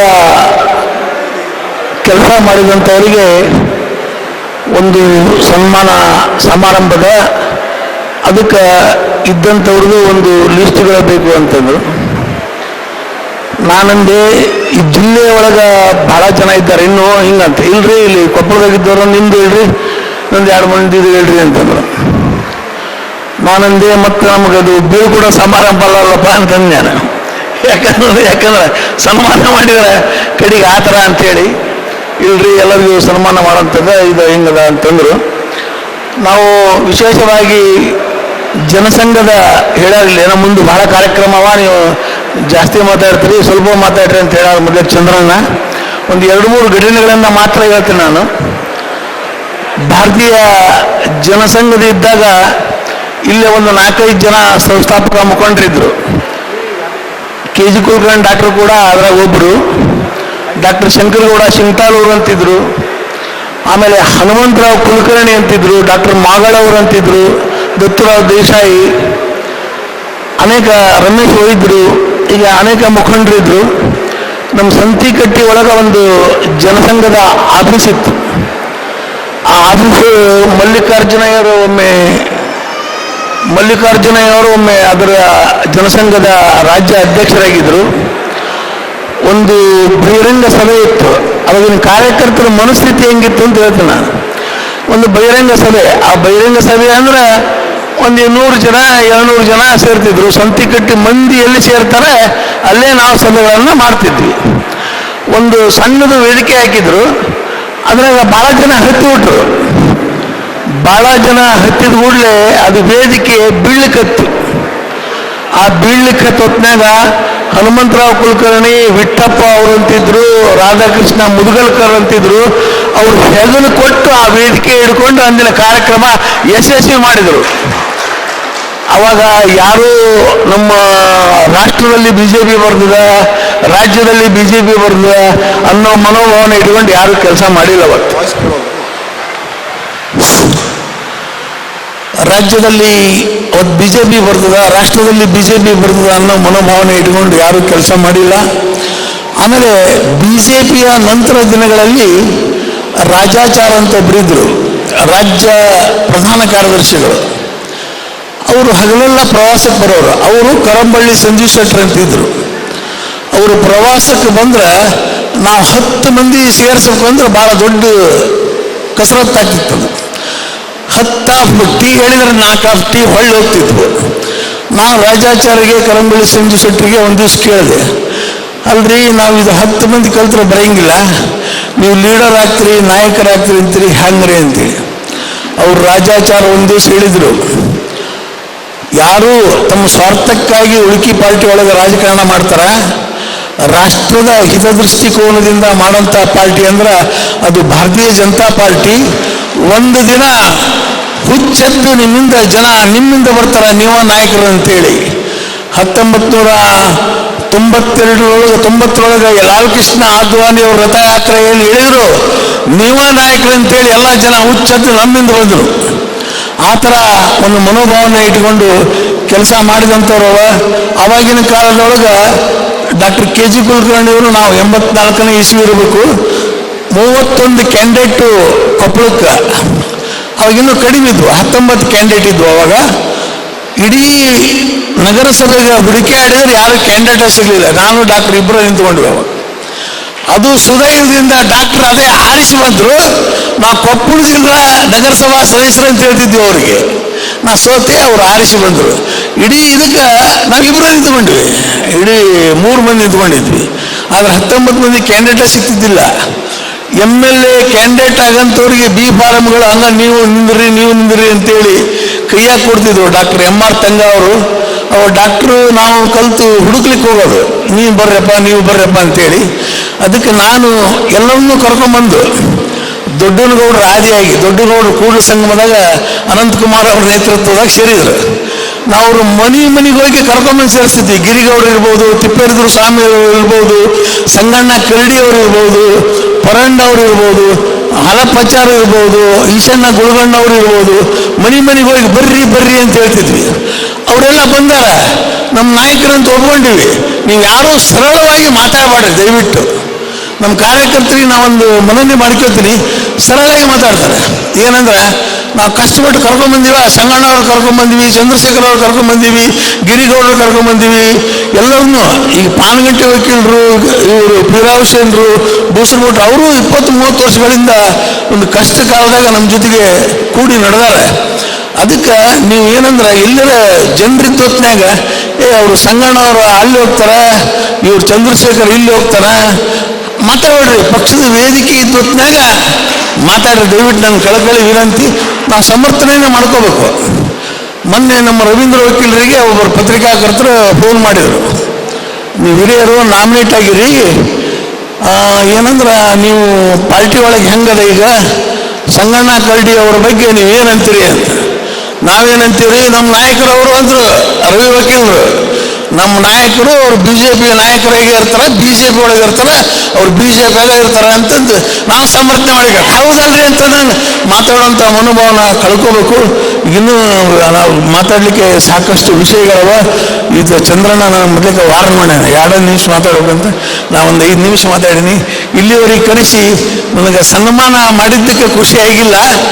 ಈ ಕಾರ್ಯಕರ್ತರು ನಾವು ಕರೆದ್ರು ಬರ್ತಿದ್ದಿಲ್ಲ, ಈಗ ನಮ್ಮನ್ನು ಕರೆಯಂಗಾದ್ರಲ್ಲಪ್ಪ ಕಾರ್ಯಕರ್ತರು, ಅದಕ್ಕೆ ಖುಷಿಯಾಗಿವಿ. ಈ ದಿನಮಾನಗಳಲ್ಲಿ ಬೋಲೋ ಭಾರತ್ ಮಾತಾ ಕಿ ಜೈ.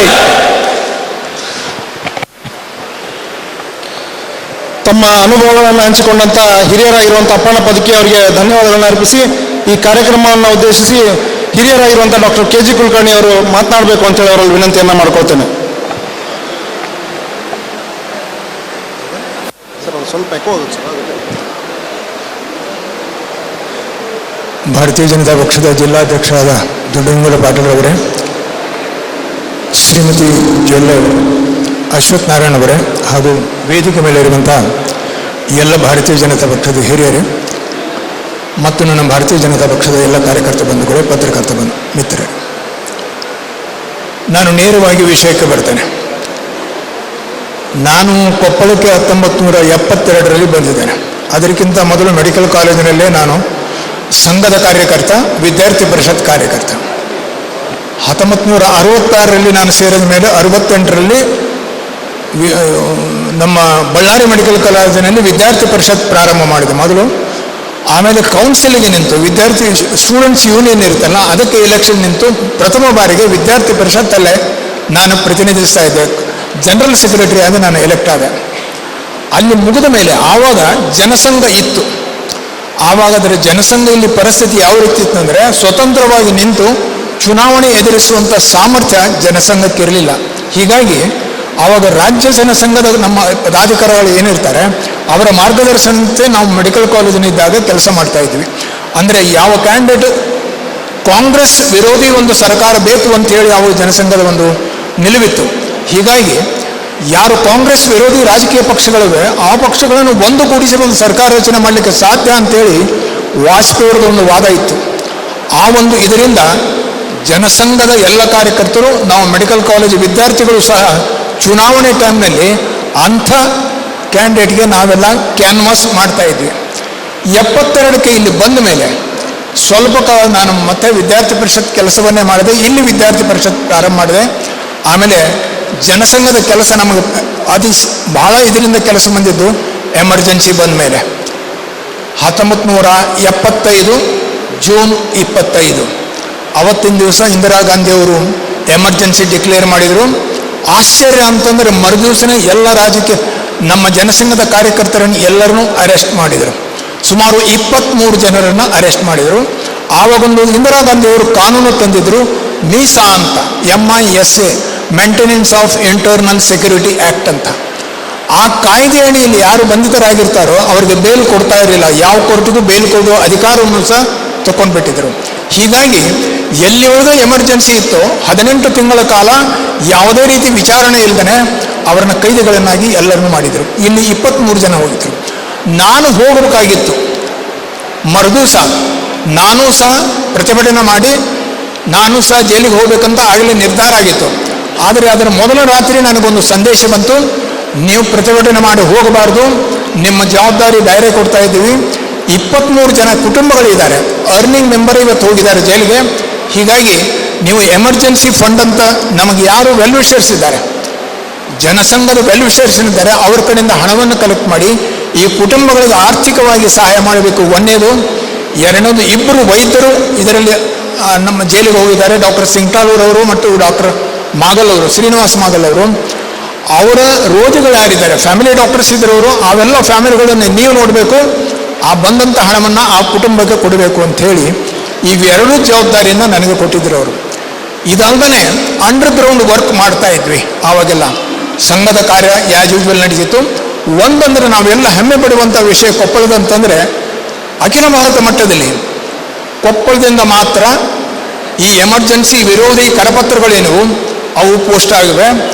All India level Koppal stood first ಇನ್ ಪೋಸ್ಟಿಂಗ್ ದೋಸ್ ಲಿಟ್ರೇಚರ್. ಅಷ್ಟು ಲಿಟ್ರೇಚರ್ ಕೊಪ್ಪಳದಿಂದ ಪೋಸ್ಟ್ ಆಗ್ತಿತ್ತು. ಭಾಳ ಆಶ್ಚರ್ಯಕರವಾದ ಒಂದು ಸಂಗತಿ ಅಂತಂದರೆ ಇಲ್ಲಿ 23 ಜನ ಇದಾದ್ರಲ್ಲ, ಬಹಳ ಜನ ಕಾರ್ಯಕರ್ತರ ಎಲ್ಲರೂ ಸಹ ನಮ್ಮ ಪರವಾಗಿ ಕೆಲಸವನ್ನು ಮಾಡ್ತಾ ಇದ್ರು. ಅಂದರೆ ಎಮರ್ಜೆನ್ಸಿ ಅವರಿಗೆ ಬೇಕಾಗಿರಲಿಲ್ಲ ಅಂಥ ಜನರು ಇದ್ದರು. ಎಲ್ಲ ಡಿಪಾರ್ಟ್ಮೆಂಟ್ನಲ್ಲೂ ಇದ್ದರು, ಪೊಲೀಸ್ ಡಿಪಾರ್ಟ್ಮೆಂಟ್ನಲ್ಲೂ ಇದ್ದರು. ನಮಗೆ ಇನ್ಫಾರ್ಮೇಷನ್ ಕೊಡೋರೆಲ್ಲರೂ ಅವರೇ ಆಗಿದ್ದರು. ಸಂಘದ ಬೈಠಕಗಳು, ಪಾರ್ಟಿಯ ಮೀಟಿಂಗ್ಗಳು ಆ್ಯಸ್ ಯೂಶುವಲ್ ನಡೀತಾ ಇದ್ದವು. ಆದರೆ ಇಂಟೆಲಿಜೆನ್ಸ್ ನಿಮಗೆ ಗೊತ್ತಾಗ್ತಾ ಇರಲಿಲ್ಲ. ನಾನು ಒಂದು ಮೆಡಿಕಲ್ ಸರ್ಟಿಫಿಕೇಟ್ ಕೊಟ್ಟು ನಮ್ಮ ಸಿಂಗ್ಟಾಳು ಡಾಕ್ಟರ್ ಶ್ರೀಮತಿ ಅವರಿಗೆ ಡಾಕ್ಟರ್ನ ಬೇಲ್ ಮೇಲೆ ಬಿಡಿ ಅಂತೇಳಿ, ಪೆರೋಲ್ ಮೇಲೆ ಬಿಡಬೇಕು ಅಂಥೇಳಿ 9 ತಿಂಗಳ ಮೇಲೆ ಅವ್ರನ್ನ 15 ದಿವಸ ಬಿಟ್ಟರು. ಅದು ರಿಪೀಟೆಡ್ ಮೆಡಿಕಲ್ ಸರ್ಟಿಫಿಕೇಟ್ ಕೊಟ್ಟ ಮೇಲೆ ನನ್ನೊಂದು 10 ಸಲ 20 ಸಲ ಎನ್ಕ್ವೈರಿ ಮಾಡಿ, ಶ್ರೀಮತಿ ಸಿಂಗ್ಟಾಳೂರ್ನವರ ಒಂದು 10-20 ಸಲ ಎನ್ಕ್ವೈರಿ ಮಾಡಿ, ಆಮೇಲೆ ಕೇವಲ 15 ದಿವಸ ಮಾತ್ರ ಪೆರೋಲ್ ಮೇಲೆ ಬಿಟ್ಟಿದ್ರು. ಇದು ಆದಮೇಲೆ 77ಕ್ಕೆ ಯಾವಾಗ ಚುನಾವಣೆ ಆಯಿತು, ಸ್ವತಃ ಇಂದಿರಾ ಗಾಂಧಿಯವರು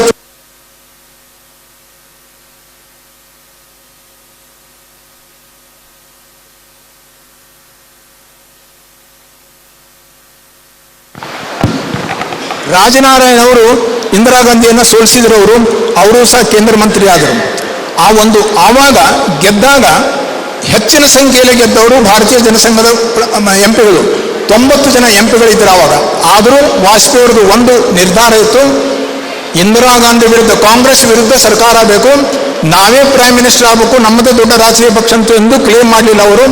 ನೋಡಿ, ಒಟ್ಟು ನೀವು ಯಾರಾದರೂ ಪ್ರೈಮ್ ಮಿನಿಸ್ಟರ್ ಆದರೆ, ಆದರೆ ಇಂದಿರಾ ಗಾಂಧಿ ವಿರುದ್ಧ, ಕಾಂಗ್ರೆಸ್ ವಿರುದ್ಧ ಸರ್ಕಾರ ರಚನೆ ಆಗಬೇಕು. ಈ ದೃಷ್ಟಿ ಇಟ್ಕೊಂಡು ದೇಶದ ಹಿತದೃಷ್ಟಿಯಿಂದ ವಾಜಪೇಯಿ ಅವರು ಪ್ರೈಮ್ ಮಿನಿಸ್ಟರ್ ಆಗಲಿಲ್ಲ, LK ಅದ್ವಾನಿ ಅವರು ಪ್ರೈಮ್ ಮಿನಿಸ್ಟರ್ ಆಗಲಿಲ್ಲ. ಆವಾಗ ಮೊರಾರ್ಜಿ ದೇಸಾಯಿ ಅವರನ್ನ ಪ್ರೈಮ್ ಮಿನಿಸ್ಟರ್ ಮಾಡಿ ಸರ್ಕಾರವನ್ನು ನಡೆಸಿದರು. ವಾಜಪೇಯಿ ಅವರು ವಿದೇಶಾಂಗ ಸಚಿವರಾದರು. ಡೆಪ್ಯೂಟಿ ಪ್ರೈಮ್ ಮಿನಿಸ್ಟರ್ ಆಗಿ LK ಅದ್ವಾನಿ ಅವರಿದ್ದರು. ಈ ರೀತಿ ಸರ್ಕಾರ ಸ್ವಲ್ಪ ನಡೆದ ಮೇಲೆ ಆ ಕಾಂಗ್ರೆಸ್ ಸಂಸ್ಕೃತಿ ಇರ್ತದೆ ನೋಡಿ, ಆ ಸಂಸ್ಕೃತಿ ಎಲ್ಲಿದ್ರೂ ಹೋಗೋದಿಲ್ಲ, ರಕ್ತಗುಣವಾಗಿ ಬಂದಿತ್ತು.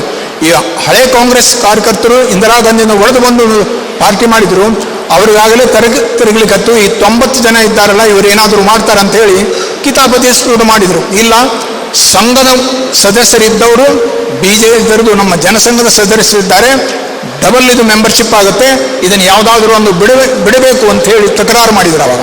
ಹೀಗಾಗಿ ನಮ್ಮ ಜನಸಂಘದವರು ಹೇಳಿದ್ರು, ರಾಜಕೀಯ ಪಕ್ಷ ಅಲ್ಲದು, RSS ರಾಜಕೀಯ ಪಕ್ಷ ಅಲ್ಲ, ಆ ಸದಸ್ಯತ್ವಕ್ಕೂ ಈ ಸದಸ್ಯತ್ವಕ್ಕೂ ಏನು ಸಂಬಂಧ ಇಲ್ಲ ಅಂತ ಹೇಳಿದ್ರು ಸಹ ಕೇಳ್ತಾ ಇದ್ದಾಗ ಆವಾಗ ಆ ರಾಜಕೀಯ ಪಕ್ಷದಿಂದ ಸರ್ಕಾರದಿಂದ ಹೊರಗಡೆ ಬಂದರು, ಸರ್ಕಾರ ಬಿತ್ತು. ಮತ್ತೆ ಆವಾಗ ಇಂದಿರಾ ಗಾಂಧಿ ಮತ್ತೆ ಅಧಿಕಾರಕ್ಕೆ ಬಂದರು. ಈ ಒಂದು ದೃಷ್ಟಿಯಿಂದ ನೋಡಿದಾಗ ಕಾಂಗ್ರೆಸ್ ಎಷ್ಟೇ ಒಡೆದು ಬಂದರೆ ಸಹ ಮತ್ತು ದೇಶದ ಹಿತದೃಷ್ಟಿಯಿಂದ ಎಂದೂ ಕೆಲಸವನ್ನು ಮಾಡಲಿಲ್ಲ. ಅಂಥ ಒಂದು ಕೆಲಸವನ್ನು ಇವತ್ತು ಭಾರತೀಯ ಜನತಾ ಪಕ್ಷದ ಸರ್ಕಾರ, ಮೋದಿ ನೇತೃತ್ವದ ಸರ್ಕಾರ ಎಲ್ಲ ರಾಜ್ಯಗಳಲ್ಲೂ ಮಾಡ್ತಾ ಇದೆ. ಈಗ ಕಾಂಗ್ರೆಸ್ನವರು ಹೇಳ್ತಾರೆ, ನನಗೆ ಬಹಳ ಜನ ಕಾಂಗ್ರೆಸ್ ಅವರು ಮಾತಾಡ್ತಿರ್ತೇನೆ, ಅವರು ಹೇಳ್ತಾರೆ, ಇಲ್ಲ ಸರ್ ನಿಜವಾಗಿ ಅಂದರೆ ನಿನ್ನ ರೀಸೆಂಟ್ಲಿ ಒಂದು 15 ದಿವಸದಿಂದ ಒಬ್ಬ ರಾಜಕೀಯ ನಾಯಕರ ಸಂಘ ನಾನು ಮಾತಾಡ್ತಾ ಇದ್ದೇನೆ. ನಾವೆಲ್ಲ ಹೇಳಿಬಿಟ್ಟಿದ್ವಿ ಸರ್, ಈಗ ಚುನಾವಣೆ ಬಂದರೆ ನಮಗಂತೂ ಬಿಡುಗಡೆ ಇಲ್ಲ, 8 ದಿವಸ ಅದೇ ರಾಜಕೀಯ ಪಕ್ಷದಲ್ಲಿ ಇದ್ದೇವೆ. ಆದರೆ ಮುಂಬರುವ ಇದರಲ್ಲಿ ನಮ್ಮ ಕುಟುಂಬದವರು ಎಲ್ಲರೂ ಸಹ ಭಾರತೀಯ ಜನತಾ ಪಕ್ಷಕ್ಕೆ ನಾವು ಇದನ್ನು ಕೊಡ್ತೇವೆ, ಮತವನ್ನು ಕೊಡಲಿಕ್ಕೆ ಹೇಳ್ತೇವೆ. ಮತ್ತು ಇದು ರಾಜದ್ರೋಹದ ಕೆಲಸ ಇಲ್ಲ, ದೇಶದ್ರೋಹದ ಕೆಲಸ ಇವತ್ತು ಕಾಂಗ್ರೆಸ್ ಮಾಡ್ತಾ ಇದೆ. ಅದಕ್ಕೆ ನಾವು ಇನ್ಮೇಲೆ ಅದನ್ನು ಮಾಡೋದಿಲ್ಲ, ನಾವು ಮಾತ್ರ ಅದೇ ಒಂದು ಪಕ್ಷದಲ್ಲಿ ಇದ್ದೇವೆ, 8 ದಿವಸ ಇದ್ಕೊಂಡು ಬರ್ತೇವೆ. ಈ ಮನೋಭಾವನೆ ಬರ್ತಾ ಇದ್ದರೆ ಇನ್ನು ಮುಂದಿನ ಚುನಾವಣೆಯಲ್ಲಿ ಖಂಡಿತವಾಗಿ 2/3 ಮೆಜಾರಿಟಿ ಭಾರತೀಯ ಜನತಾ ಪಕ್ಷ ಬರ್ತದೆ. ನಾವು ಸರ್ಕಾರವನ್ನು ಖಂಡಿತವಾಗಿ ಇದಕ್ಕಿಂತ ಹೆಚ್ಚಿನ ಮತಗಳಿಸಿ ಸರ್ಕಾರವನ್ನು ಮಾಡ್ತೇವೆ. ಇದಲ್ಲದೆ ಈಗ ತಾನೇ ಮೋದಿಯವರು ನಮ್ಮೆಲ್ಲ ಅಡ್ರೆಸ್ ಮಾಡಿಕೊಳ್ಳಕ್ಕೆ ಹೇಳಿದರು, ರಾಷ್ಟ್ರ ನೀತಿ ಬಹಳ ಮುಖ್ಯ, ನಮಗೆ ರಾಜನೀತಿ ಮುಖ್ಯ ಅಲ್ಲ, ರಾಷ್ಟ್ರ ನೀತಿಯ ಆಧಾರದ ಮೇಲೆ ರಾಜನೀತಿ ನಡೀತದೆ ಅಂಥ ಒಂದು ಭರವಸೆಯನ್ನು ಕೊಟ್ಟಿದ್ದಾರೆ. ಹೀಗಾಗಿ ಆ ಭರವಸೆಗೆ ಪೂರಕವಾಗಿ ನಾವು ಸಾಮಾನ್ಯ ಕಾರ್ಯಕರ್ತರ ಕೆಲಸವನ್ನು ಮಾಡಬೇಕಾಗಿದೆ. ಅಂಥ ಒಂದು ಇವತ್ತಿನ ದಿವಸ ಭಾರತೀಯ ಜನತಾ ಪಕ್ಷ ಪ್ರಾರಂಭವಾದ ದಿವಸ ನಾವೆಲ್ಲರೂ ಒಂದು ಪ್ರತಿಜ್ಞೆ ಮಾಡಿ, ರಾಷ್ಟ್ರ ನೀತಿಯನ್ನೇ ಮುಂದೆ ಇಟ್ಟುಕೊಂಡು ನಾವು ರಾಜಕಾರಣ ಮಾಡ್ತೀವಿ ಅಂತ ಹೇಳಿ ಒಂದು ಪ್ರತಿಜ್ಞೆ ಮಾಡಿ ನಾವಿಲ್ಲಿಂದ ಹೋಗೋಣ. ತಮ್ಮೆಲ್ಲರಿಗೂ ಧನ್ಯವಾದಗಳು. ಅನಿಸಿಕೆಗಳನ್ನು ಹಂಚಿಕೊಂಡಂಥ ಡಾಕ್ಟರ್ KG ಕುಲಕರ್ಣಿ ಅವರಿಗೆ ಧನ್ಯವಾದಗಳನ್ನು ಅರ್ಪಿಸಿ, ಈಗ ರಾಜ್ಯ ಪ್ರಧಾನ ಕಾರ್ಯದರ್ಶಿಗಳು ಹಿರಿಯರಾಗಿರುವಂಥ ಶ್ರೀ ಅಶ್ವಥ್ ನಾರಾಯಣ್ ಅವರು ಈ ವೇದಿಕೆಯನ್ನು ಉದ್ದೇಶಿಸಿ ಮಾತಾಡಬೇಕು ಅಂತ ಅವರು ವಿನಂತಿಯನ್ನು ಮಾಡ್ಕೊಳ್ತಾರೆ. ಎಲ್ಲರಿಗೂ ನಮಸ್ಕಾರ. BJPಯ 42ನೇ ವರ್ಷದ ಸಂಸ್ಥಾಪನಾ ದಿನಾಚರಣೆಯ ಕೊಪ್ಪಳ ಜಿಲ್ಲೆಯ ಈ ಒಂದು ಕಾರ್ಯಕ್ರಮದ ಅಧ್ಯಕ್ಷತೆಯನ್ನು ವಹಿಸಿರ್ತಕ್ಕಂಥ ಮಾಜಿ ಶಾಸಕರು, ಪಕ್ಷದ ಹಿರಿಯ ಮುಖಂಡರು, ಜಿಲ್ಲಾ ಅಧ್ಯಕ್ಷರು ಆಗಿರ್ತಕ್ಕಂಥ ಶ್ರೀಯುತ ದೊಡ್ಡನಗೌಡ ಪಾಟೀಲ್ರವರೇ, ಈ ಕಾರ್ಯಕ್ರಮವನ್ನು ಉದ್ಘಾಟನೆಯನ್ನು ಮಾಡಿದಂಥ ನಮ್ಮ ಪಕ್ಷದ ಹಿರಿಯ ಮಹಿಳಾ ಮುಖಂಡರು, ಈ ರಾಜ್ಯದ ಪ್ರಭಾವಿ ಸಚಿವರು, ವಿಜಯನಗರ ಜಿಲ್ಲೆಯ ಉಸ್ತುವಾರಿ ಸಚಿವರಾಗಿರ್ತಕ್ಕಂಥ ಸೋದರಿ ಶ್ರೀಮತಿ ಶಶಿಕಲಾ ಜೊಲ್ಲೆ ಅಕ್ಕನವರೇ, ಮತ್ತು ಈ ಕಾರ್ಯಕ್ರಮದಲ್ಲಿ ಉಪಸ್ಥಿತರಿರ್ತಕ್ಕಂಥ ರಾಜ್ಯದ ಕಾರ್ಯದರ್ಶಿಗಳಾಗಿರ್ತಕ್ಕಂಥ ಶ್ರೀಮತಿ ಹೇಮಲತಾ ನಾಯಕ್ರವರೇ, ಈ ಜಿಲ್ಲೆಯ ಈ ವಿಭಾಗದ ಬಳ್ಳಾರಿ ಜಿಲ್ಲಾ ವಿಭಾಗದ ಪ್ರಭಾರಿಗಳಾಗಿರ್ತಕ್ಕಂಥ ಚಂದ್ರಶೇಖರ್ ಹಲಗೇರಿರವರೇ, ಪ್ರಭು ಕಪ್ಕಲ್ರವರೇ, ಹಿರಿಯ ಚೇತನಗಳು ಇದೀಗ ತಾನೇ ಮಾತಾಡಿದಂಥ ಡಾಕ್ಟರ್ KG ಕುಲಕರ್ಣಿರವರೇ, ಅಪ್ಪಣ್ಣರವರೇ,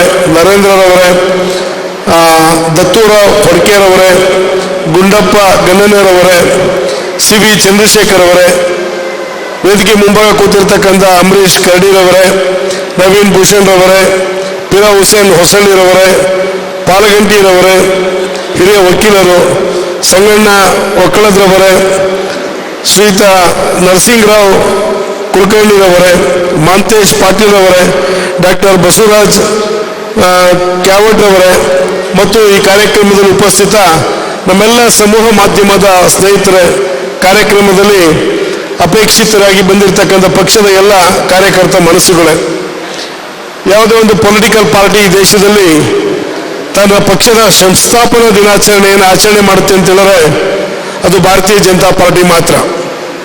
ಕಾಂಗ್ರೆಸ್ಗೆ ಅದಕ್ಕೆ ಡೇಟ್ ಇಲ್ಲ. ಅದು ಬ್ರಿಟಿಷರ ಕಾಲದಲ್ಲಿ ಪ್ರಾರಂಭ ಮಾಡಿದಂಥ ಕಾಂಗ್ರೆಸ್ಸಿನ ಸಂಸ್ಥಾಪನಾ ದಿನಾಚರಣೆಯನ್ನು ಮಾಡಬೇಕಾ, ಸ್ವತಂತ್ರ ನಂತರ ನೆಹರು ಕಾಲದ ಕಾಂಗ್ರೆಸ್ಸಿನ ಸಂಸ್ಥಾಪನಾ ದಿನಾಚರಣೆಯನ್ನು ಮಾಡಬೇಕಾ, ಇಂದಿರಾ ಗಾಂಧಿಯವರ ಅಧ್ಯಕ್ಷತೆಯಲ್ಲಿ ಪ್ರಾರಂಭವಾದಂಥ ಸಂಸ್ಥಾಪನಾ ದಿನಾಚರಣೆಯನ್ನು ಮಾಡಬೇಕಾ ಗೊತ್ತಿಲ್ಲ ಅವರಿಗೆ. ಕಾಂಗ್ರೆಸ್ 10 ಹಲವು ಹೋಳಾಗಿ ಹೊಡೆದೋಯ್ತು. ಕಾಂಗ್ರೆಸ್ ಇತ್ತು, ಹಸುಕರು ಗುರುತಿತ್ತು, ಕೈ ಗುರುತು ಬಂದು ಇಂದಿರಾ ಕಾಂಗ್ರೆಸ್ ಐ ಆಯಿತು, ಸಂಸ್ಥಾ ಕಾಂಗ್ರೆಸ್ ಆಯಿತು, ಓ ಕಾಂಗ್ರೆಸ್ ಆಯಿತು, ಶರದ್ ಪವಾರ್ ಅವರ NCP ಆಯಿತು, ಮಮತಾ ಬ್ಯಾನರ್ಜಿರವರ ತೃಣಮೂಲ ಕಾಂಗ್ರೆಸ್ ಆಯಿತು. ಜನತಾದಳ 16 ಪಾರ್ಟಿಯಾಗಿ ಹೊಡೆದೊಟ್ಟೋಯ್ತು.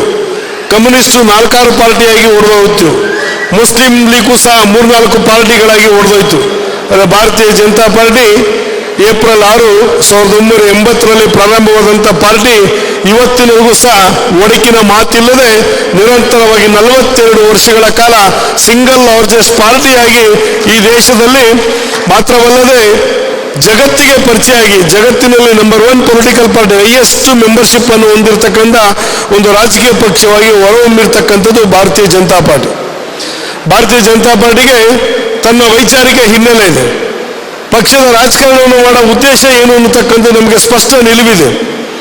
ಅಧಿಕಾರಕ್ಕೋಸ್ಕರ ರಾಜಕಾರಣ ಮಾಡ್ತಕ್ಕಂಥದ್ದಲ್ಲ.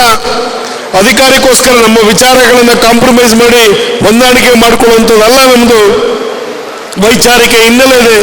ಪಕ್ಷದ ಒಂದು ನಿಲುವನ್ನು ಬಿಟ್ಟು ಹೋಗಬಾರ್ದು ಅನ್ನತಕ್ಕಂಥ ಸ್ಪಷ್ಟ ಸಂದೇಶ ಇರೋದ್ರಿಂದ ಭಾರತೀಯ ಜನತಾ ಪಾರ್ಟಿ ಇದುವರೆಗೂ 42 ವರ್ಷಗಳ ಕಾಲ ಸಾಕಷ್ಟು ತನ್ನ ದಾರಿಯನ್ನು ಸವಸ್ಕೊಂಡು ಬಂದಿದೆ. ನಮ್ಮದೇ ಆದಂಥ ಒಂದು ಬ್ಲೂ ಪ್ರಿಂಟ್ ಇದೆ. ನಮ್ಮ ಪಕ್ಷದ ಒಂದು ನಿಲುವಿದೆ. ಕರ್ನಾಟಕ ರಾಜ್ಯದಲ್ಲಿ ಭಾರತೀಯ ಜನತಾ ಪಾರ್ಟಿ ನಿಲುವೇನು ಅನ್ನತಕ್ಕಂಥ ಸ್ಪಷ್ಟ ನಿಲುವಿದೆ. ಬೇರೆ ಬೇರೆ ರಾಜ್ಯಗಳಲ್ಲಿ ಭಾರತೀಯ ಜನತಾ ಪಾರ್ಟಿ ಅಧಿಕಾರದ ಚುಕ್ಕಾಣಿಯನ್ನು ನಾವು ಹಿಡ್ತಿದ್ವಿ. ಕೆಲವು ರಾಜ್ಯಗಳಲ್ಲಿ ಅಪೋಸಿಷನಲ್ಲಿ ಕೂತಿದ್ದೀವಿ. ಈ ರೀತಿ 42 ವರ್ಷಗಳಿಂದ ಭಾರತೀಯ ಜನತಾ ಪಾರ್ಟಿ ತನ್ನ ವೈಚಾರಿಕ ಹಿನ್ನೆಲೆಯನ್ನು ಇಟ್ಕೊಂಡು ಬಂದಿರತಕ್ಕಂಥ ಪಾರ್ಟಿ.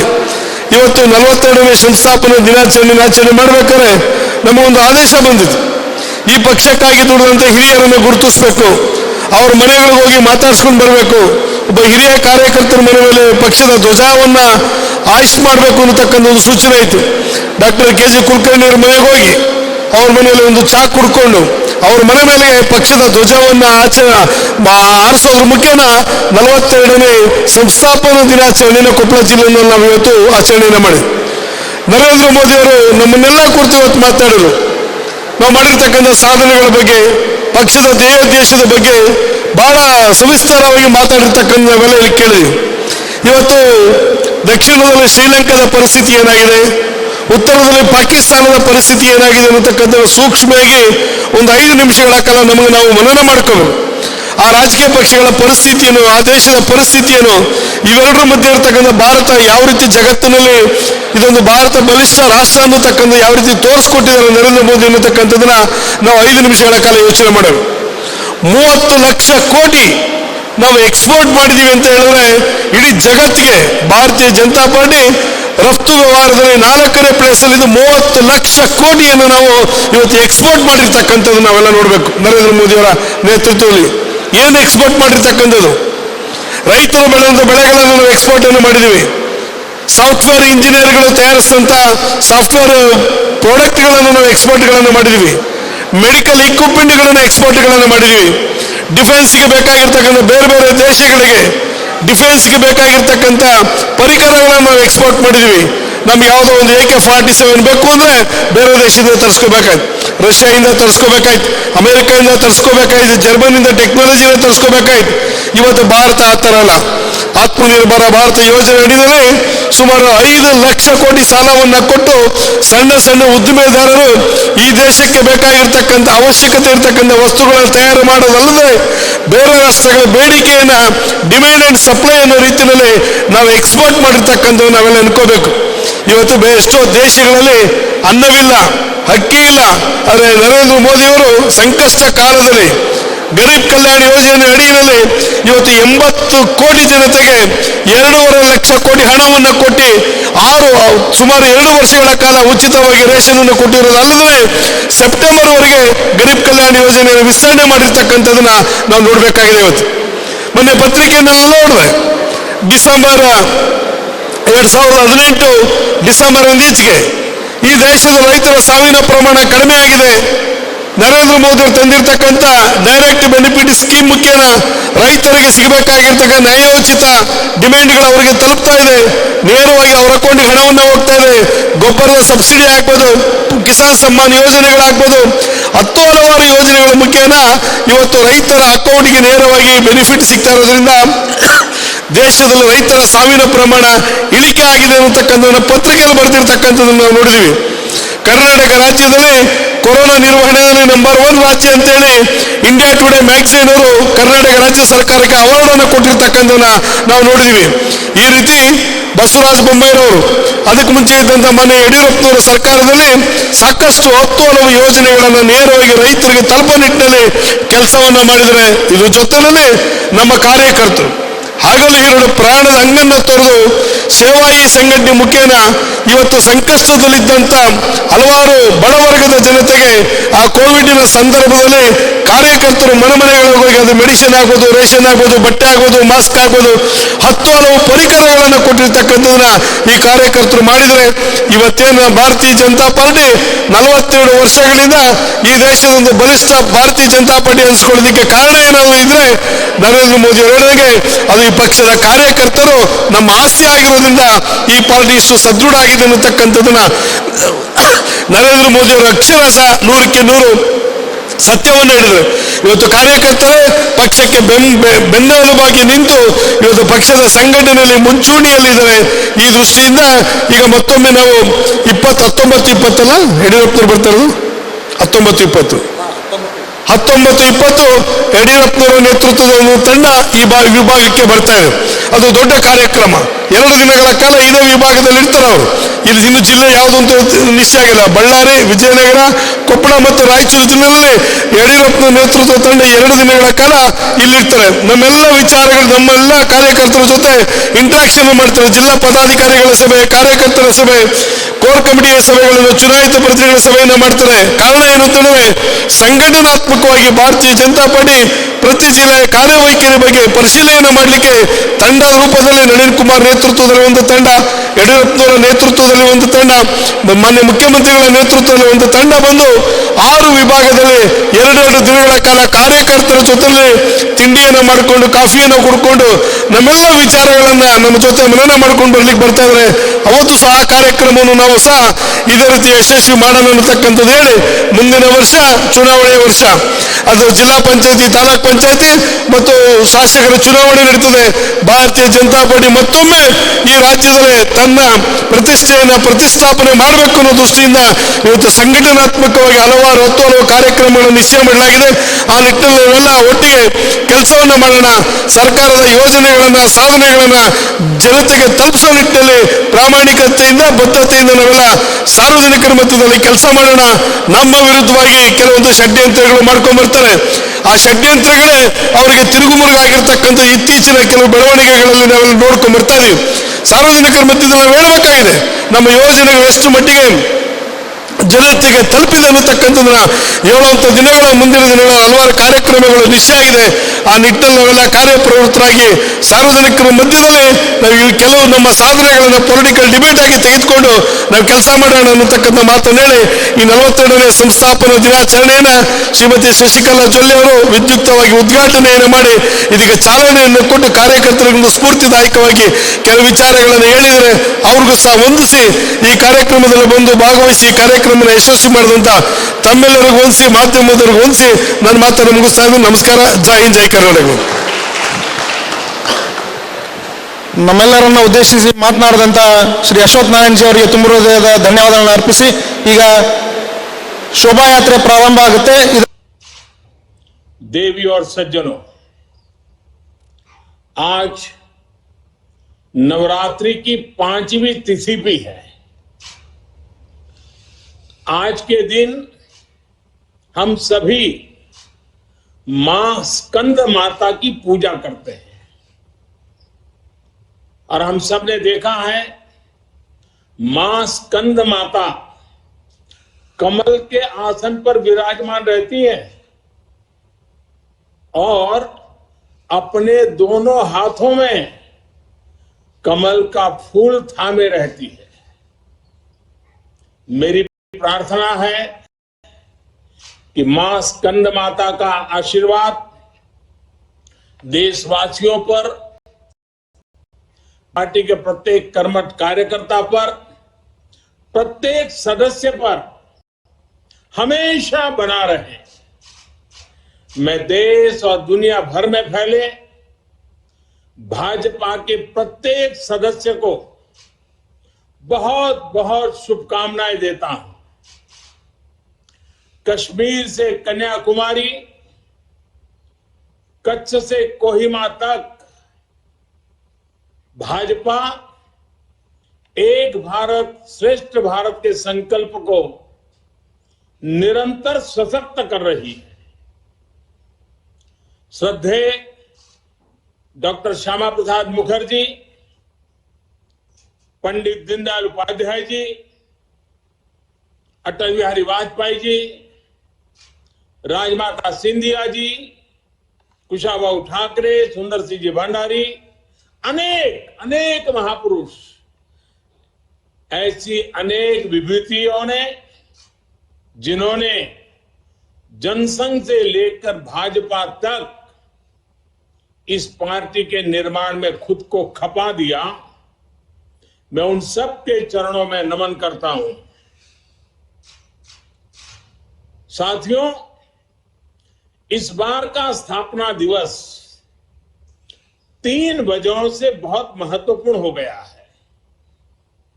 पहला कारण है कि इस समय हम देश की आजादी के 75 वर्ष का पर्व मना रहे हैं, आजादी का अमृत महोत्सव मना रहे हैं।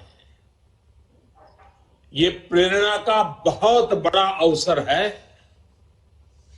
दूसरा कारण है तेजी से बदलती हुई वैश्विक परिस्थितियां, बदलता हुआ ग्लोबल ऑर्डर, इसमें भारत के लिए लगातार नई संभावनाएं बन रही है।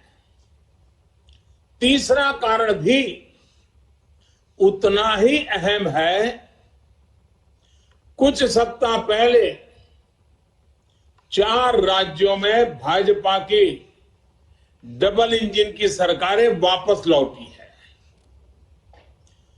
3 दशकों के बाद राज्यसभा में किसी पार्टी के सदस्यों की संख्या 100 तक पहुंची है। यानी वैश्विक दृष्टिकोण से देखें या राष्ट्रीय दृष्टिकोण से देखें, भाजपा का दायित्व, भाजपा के प्रत्येक कार्यकर्ता का दायित्व लगातार बढ़ रहा है। इसलिए भाजपा का प्रत्येक कार्यकर्ता देश के सपनों का प्रतिनिधि है, देश के संकल्पों का प्रतिनिधि है। इस अमृत काल में भारत की सोच आत्मनिर्भरता की है, लोकल को ग्लोबल बनाने की है, सामाजिक न्याय की है, समरसता की है। इन्हीं संकल्पों को लेकर एक विचारविद के रूप में हमारी पार्टी की स्थापना हुई थी। इसलिए ये अमृत काल भाजपा के हर एक कार्यकर्ता के लिए कर्तव्य काल है। हमें देश के संकल्पों के साथ निरंतर जुड़े रहना है, उनके लिए जीना है उनके लिए जूझना है, देश के लिए खुद को खपा देना है। साथियों, एक समय था जब लोगों ने यह मान लिया था कि सरकार किसी भी आए, लेकिन देश का कुछ नहीं हो पाएगा। निराशा ही निराशा थी। आज देश का एक एक जन गर्व से यह कह रहा है कि देश बदल रहा है, तेजी से आगे बढ़ रहा है। आज दुनिया के सामने एक ऐसा भारत है जो बिना किसी डर या दबाव के अपने हितों के लिए अड़िग रहता है। जब पूरी दुनिया दो विरोधी ध्रुवों में बटी हो, तब भारत को एक ऐसे देश के रूप में देखा जा रहा है जो दृढ़ता के साथ मानवता की बात कर सकता है। हमारी सरकार राष्ट्रीय हितों को सर्वोपरि रखते हुए काम कर रही है। आज देश के पास नीतियां भी है, नियत भी है। आज देश के पास निर्णय शक्ति भी है और निश्चय शक्ति भी है। इसलिए आज हम लक्ष्य तय कर रहे हैं, उन्हें पूरा भी कर रहे हैं। आपने भी देखा है, कुछ समय पहले ही देश ने $400 बिलियन यानी 30 लाख करोड़ रुपए से भी ज्यादा के उत्पादों के एक्सपोर्ट का टारगेट पूरा किया है। कोरोना के इस समय में इतना बड़ा लक्ष्य हासिल करना भारत के सामर्थ्य को दिखाता है। कोरोना के खिलाफ लड़ाई को भारत अपने संसाधनों से लड़ रहा है, लगातार जीतने का प्रयास कर रहा है। आज भारत 180 करोड़ से ज्यादा वैक्सीन डोज देने वाला देश है। आज पूरी दुनिया देख रही है कि इतने मुश्किल समय में भारत 80 करोड़ गरीबों, वंचितों को मुफ्त राशन दे रहा है। 100 साल के इस सबसे बड़े संकट में गरीब को भूखा ना सोना पड़े, इसके लिए केंद्र सरकार करीब करीब 3.5 लाख करोड़ रुपए खर्च कर रही है। बीते वर्षों में देश ने ये देखा कि जिस तरह अपने नागरिकों का जीवन आसान बनाना भाजपा सरकारों की, डबल इंजन की सरकारों की प्राथमिकता रही है। गरीबों को पक्के घर से लेकर शौचालय के निर्माण तक, आयुष्मान भारत योजना से लेकर उज्ज्वला तक, हर घर जल से लेकर हर गरीब को बैंक खाते तक, ऐसे कितने ही काम हुए हैं जिनकी चर्चा अगर मैं करना शुरू करूं तो शायद कई घंटे निकल जाएंगे।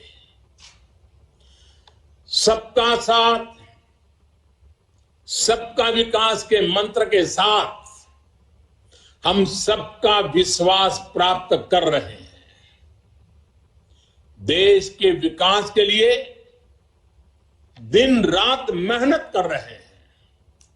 साथियों, आजादी के इस अमृत काल में हमने सेचुरेशन यानी जन कल्याण की हर योजना को 100% लाभार्थियों तक पहुंचाने का जो संकल्प लिया है, ये संकल्प अपने आप में बहुत विराट है।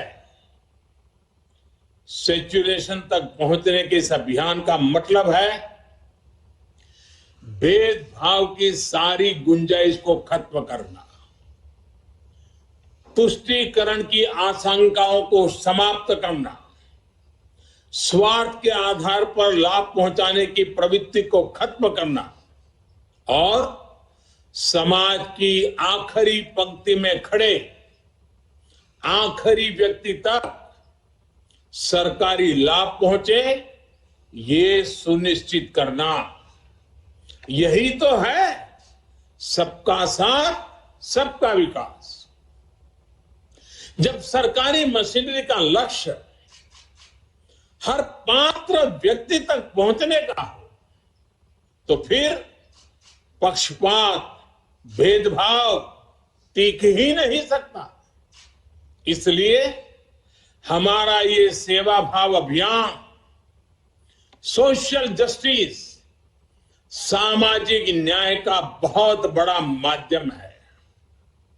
भाजपा के प्रत्येक कार्यकर्ता को ये संदेश लेकर घर घर जाना है, सबको जागरूक करना है।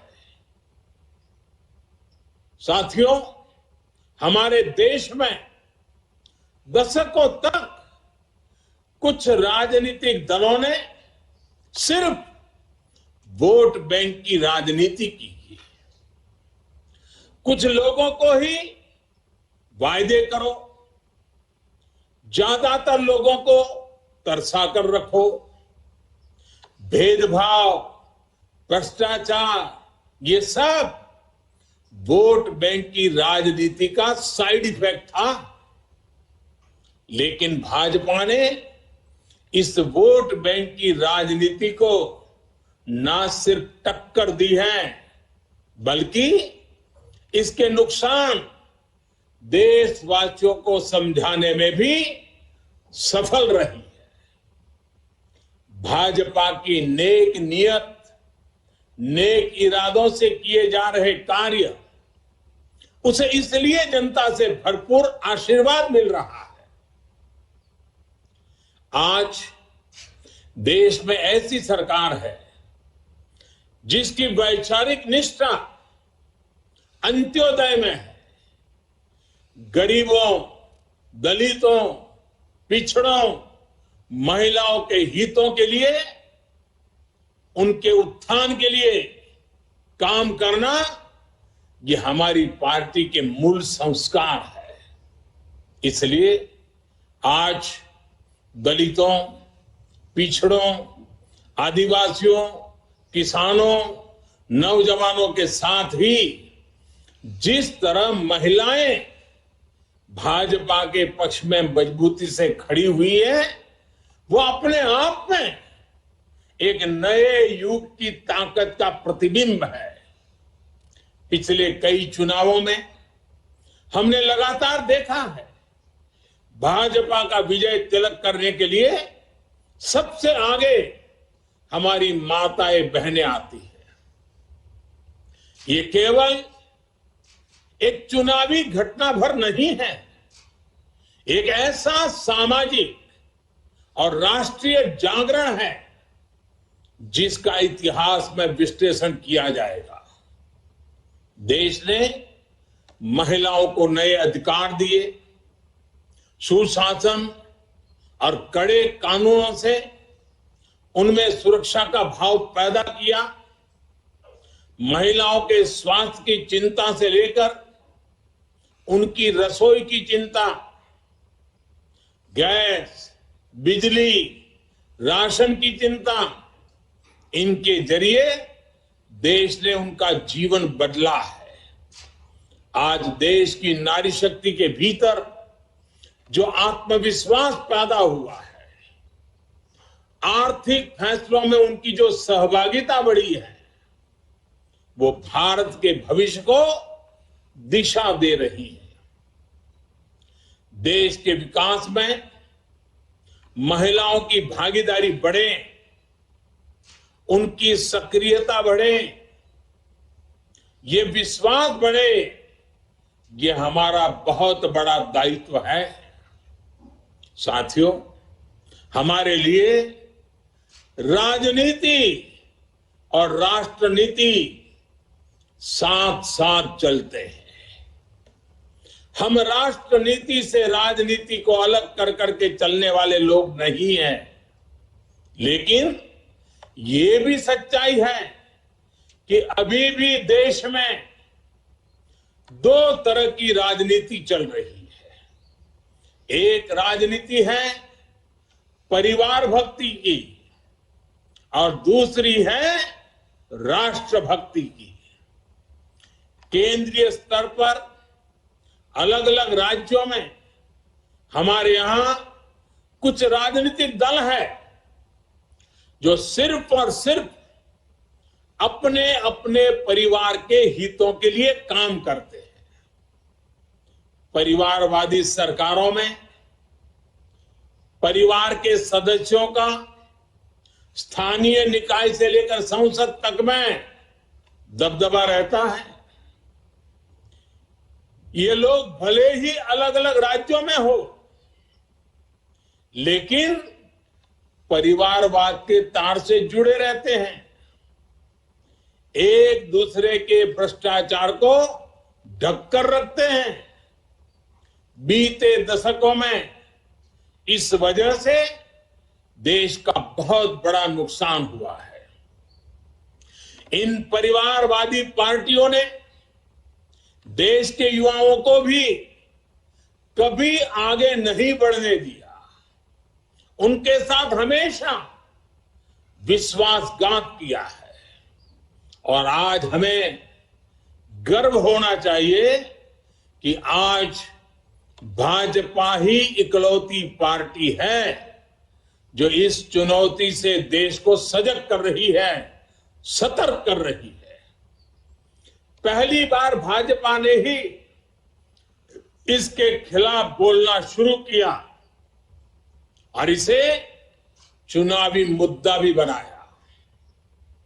मुझे इस बात का संतोष है कि देश के लोग, देश के युवा अब धीरे धीरे ये समझने लगे हैं कि किस तरह परिवारवादी पार्टियां लोकतंत्र की सबसे बड़ी दुश्मन है। साथियों, लोकतंत्र के साथ खिलवाड़ करने वाली ये पार्टियां संविधान और संवैधानिक व्यवस्थाओं को भी कुछ नहीं समझती।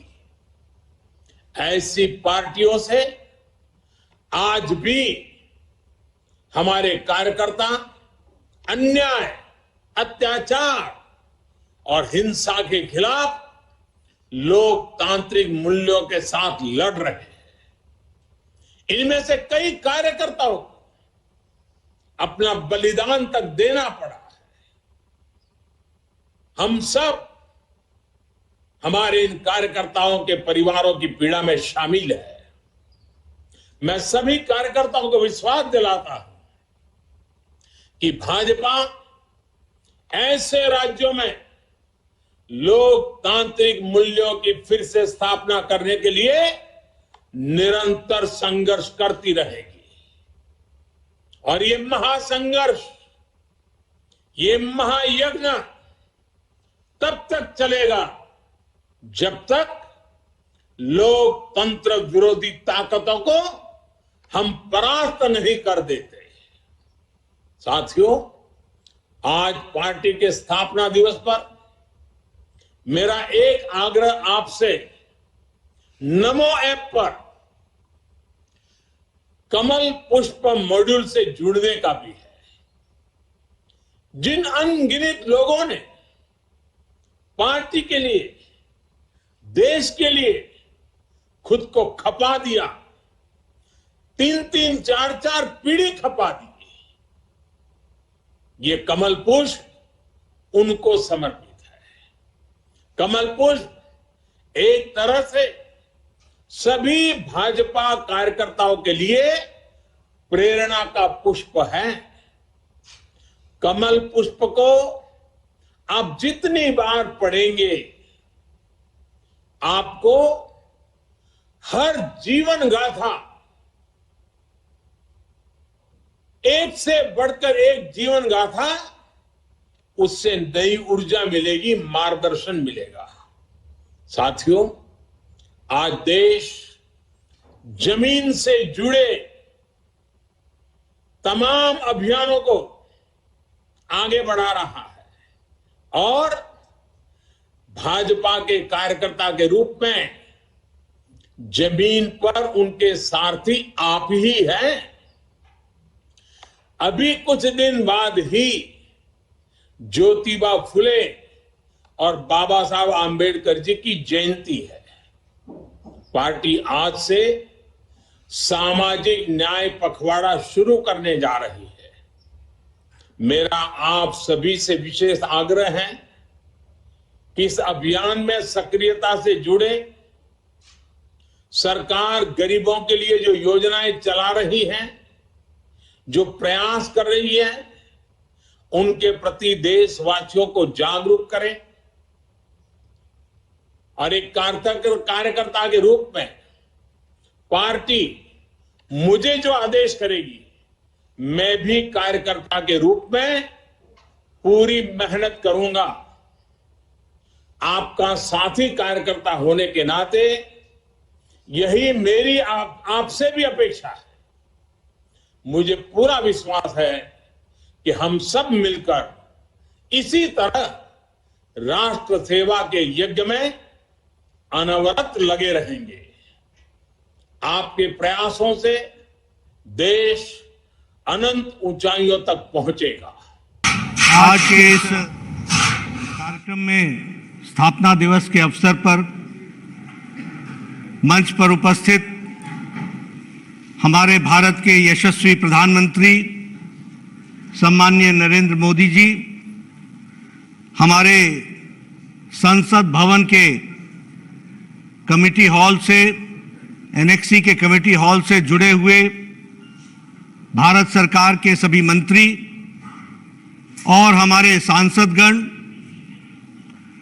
और सभी प्रदेशों के कार्यकारिणी के सदस्य, सभी जिला के कार्यकारिणी के सदस्य, सभी मंडल के कार्यकारिणी के सदस्य और लगभग 15,732 मंडलों से जुड़े हुए हमारे कार्यकारिणी के सदस्य और लगभग 8 लाख से ज्यादा बूथ पर जुड़े हुए हमारे करोड़ों कार्यकर्ता बंधु, आज भारतीय जनता पार्टी का 42वां स्थापना दिवस है।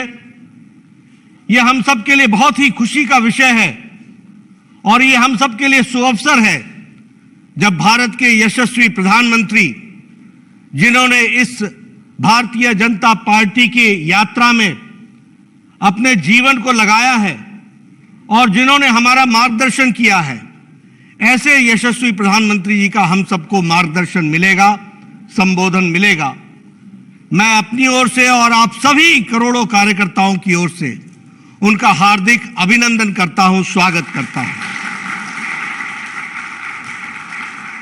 साथ ही साथ जब हम स्थापना दिवस मना रहे हैं तो मैं शीर्ष नेतृत्व की तरफ से करोड़ों कार्यकर्ताओं को शुभकामनाएं देता हूं और ईश्वर से प्रार्थना करता हूं कि हमारे ये करोड़ों कार्यकर्ताओं को प्रधानमंत्री मोदी जी के नेतृत्व में अपनी ओर से और आप सभी करोड़ों कार्यकर्ताओं की ओर से शक्ति दे, उनका हार्दिक अभिनंदन करता हूं, स्वागत करता हूं। समाज में जो परिवर्तन लाते हुए साथ ही साथ की ओर ले जा रहे हैं, जब हम स्थापना दिवस मना रहे हैं उसमें हमें ताकत मिले तो मैं शीर्ष हम इसको सही ढंग से पूरा कर सके। करोड़ों कार्यकर्ताओं को शुभकामनाएं देता हूं को लेकर के हम चले और ऐसी मैं ईश्वर से प्रार्थना करता हूं कि हमारे ये करोड़ों कार्यकर्ताओं को प्रधानमंत्री मोदी जी के नेतृत्व में अपनी ओर से और आप सभी करोड़ों कार्यकर्ताओं की ओर से आज हमें उनका हार्दिक अभिनंदन करता हूं, स्वागत करता हूं। समाज में जनसंघ काल से जो परिवर्तन लाते हुए साथ ही साथ उसी की ओर ले जा रहे हैं। जब हम स्थापना दिवस मना रहे हैं उसमें हमें ताकत मिले, तो मैं शीर्ष करोड़ों कार्यकर्ताओं को शुभकामनाएं देता हूं, लेकर के हम चले। और ऐसी मैं ईश्वर से प्रार्थना करता हूं उनको भी, हमारे ये करोड़ों कार्यकर्ताओं को मैं अपनी ओर से मोदी जी के नेतृत्व में अपनी ओर से सभी करोड़ों का नमन करता हूं, शक्ति दे, आज हमें हार्दिक अभिनंदन करता हूं। हम समाज में जनसंघ काल से जो परिवर्तन लाते हुए साथ ही साथ उसी की ओर ले जा रहे हैं। जब हम स्थापना दिवस मना रहे हैं उसमें हमें ताकत मिले, तो मैं कि हमारे यशस्वी प्रधानमंत्री जी के नेतृत्व में पूर्ण बहुमत के साथ केंद्र में दूसरी बार सरकार स्थापित है, ये हम सबको देखने का सौभाग्य मिला। आज ये हम सबका सौभाग्य है कि हमारे भारतीय जनता पार्टी की और एनडीए की सरकार मिला ले, भारतीय जनता पार्टी की विशुद्ध 12 राज्यों में सरकार, और अगर एनडीए की सरकार बनाए तो 18 राज्यों में हमारी सरकार है। और इसके साथ साथ जब मैं लंबी यात्रा की बात करता हूं तो हमारे आज 402 सांसद हैं, और राज्यसभा में 1988 के बाद 100 का आंकड़ा पार करने वाली भारतीय जनता पार्टी अकेली पार्टी है। यह गौरवमय अवसर है, ये सौभाग्य है हम सबका कि हम भारतीय जनता पार्टी को इस तरीके से आगे मोदी जी के नेतृत्व में बढ़ता हुआ देख रहे हैं। हमारे विधायकों की संख्या आज 1379 है, और हम हर एक प्रदेश में अपने आप को स्थापित करने के लिए अग्रसर हैं। हम जब यात्रा की बात करते हैं तो मैं यह भी बताना चाहूंगा कि आदरणीय प्रधानमंत्री जी के सूझबूझ और मार्गदर्शन के कारण भारतीय जनता पार्टी के छवि को बदलने में भी हम सब लोगों ने, करोड़ों कार्यकर्ताओं ने उनके मार्गदर्शन पर चलकर के पार्टी को आगे बढ़ाने का काम किया है। हमारी पार्टी सिर्फ राजनीतिक दल के रूप में नहीं जानी जाती, इसका सामाजिक पक्ष भी उजागर हुआ है। और कोरोना काल में करोड़ों कार्यकर्ताओं ने अपने आप को, करोड़ों लोगों को सेवा पहुंचाने के लिए सेवा ही संगठन के नाम पर काम किया और उसको आगे बढ़ाया है। हमारे विरोधी भी मानते हैं कि भारतीय जनता पार्टी ही एक अकेली पार्टी थी जिसने कोरोना काल में अपना काम करके इस बात को आगे बढ़ाया कि सेवा ही संगठन है और सेवा हमारा लक्ष्य है। इस बात को हम लोगों ने उजागर किया और समाज में ये स्थापित भी हुआ है। अगर हम बात करें तो आज आदरणीय प्रधानमंत्री जी के नेतृत्व में भारतीय जनता पार्टी की छवि में बहुत बड़ा अंतर आया है। अब भारतीय जनता पार्टी राष्ट्रीयता से ओतप्रोत तो थी, ये तो हमारा था ही विचार, लेकिन अब पार्टी की छवि ये गरीबों की पार्टी है, ये समाज के अंतिम पायदान पर खड़े व्यक्ति के लिए काम करने वाली पार्टी है, ये गरीबों के आंखों के आंसू को पोंछने वाली पार्टी है और उनको मजबूतीकरण करते हुए, सशक्तिकरण करते हुए, महिलाओं को, युवाओं को आगे बढ़ाते हुए देश को आगे बढ़ाने वाली पार्टी की छवि बनी है। अभी अभी जो नतीजे आए हैं उन नतीजों ने मोदी जी के नीति पर, कार्यक्रम पर पूरी ताकत के साथ भारत की जनता ने मोहर लगाई है, यह भी हम सबको ध्यान में आता है। आज हमको आदरणीय प्रधानमंत्री जी का संबोधन मिलेगा और हम उनको विश्वास दिलाना चाहते हैं। आपके बीच में और उनके बीच में मैं ज्यादा समय नहीं रहूंगा, हमें उनका संबोधन मिलने वाला है, लेकिन मैं प्रधानमंत्री जी को और शीर्ष नेतृत्व को इस बात का विश्वास दिलाना चाहता हूं कि पार्टी आपके बताए रास्ते पर करोड़ों कार्यकर्ता पूरी लगन के साथ, पूरी तन्मयता के साथ और परिवर्तन लाने के लिए पूरी ताकत के साथ काम करेंगे, यह हम आपको विश्वास दिलाना चाहते हैं। आपने जो राजनीति की संस्कृति बदली है, आज सेवा की संस्कृति बनी है, आज जो प्रोएक्टिव गवर्नमेंट्स बनाई आपके नेतृत्व में चल रही हैं, जो प्रो रिस्पॉन्सिव गवर्नमेंट चल रही हैं, उसको ताकत प्रदान करना भारतीय जनता पार्टी के एक एक कार्यकर्ता की जिम्मेवारी होगी। इसलिए मैं आपको विश्वास दिलाता हूं कि पार्टी के कार्यकर्ता अथक प्रयास करके जो दिए गए लक्ष्य होंगे उनको हम पूरा करेंगे। और अंत में मैं सिर्फ एक ही बात कहूंगी है, आज सेवा की संस्कृति बनी है। आज जो प्रोएक्टिव गवर्नमेंट्स बनाई आपके नेतृत्व में चल रही हैं, जो प्रो रिस्पॉन्सिव गवर्नमेंट चल रही हैं, उसको ताकत प्रदान करना भारतीय जनता पार्टी के एक एक कार्यकर्ता की जिम्मेवारी होगी। इसलिए मैं आपको विश्वास दिलाता हूं कि पार्टी के कार्यकर्ता अथक प्रयास करके जो दिए गए लक्ष्य होंगे उनको हम पूरा करेंगे। और अंत में मैं सिर्फ एक ही बात कहूंगा, तेरा वैभव अमर रहे मां, हम दिन चार रहे ना रहे, इस मंत्र को लेकर के हमारे करोड़ों कार्यकर्ता चलेंगे।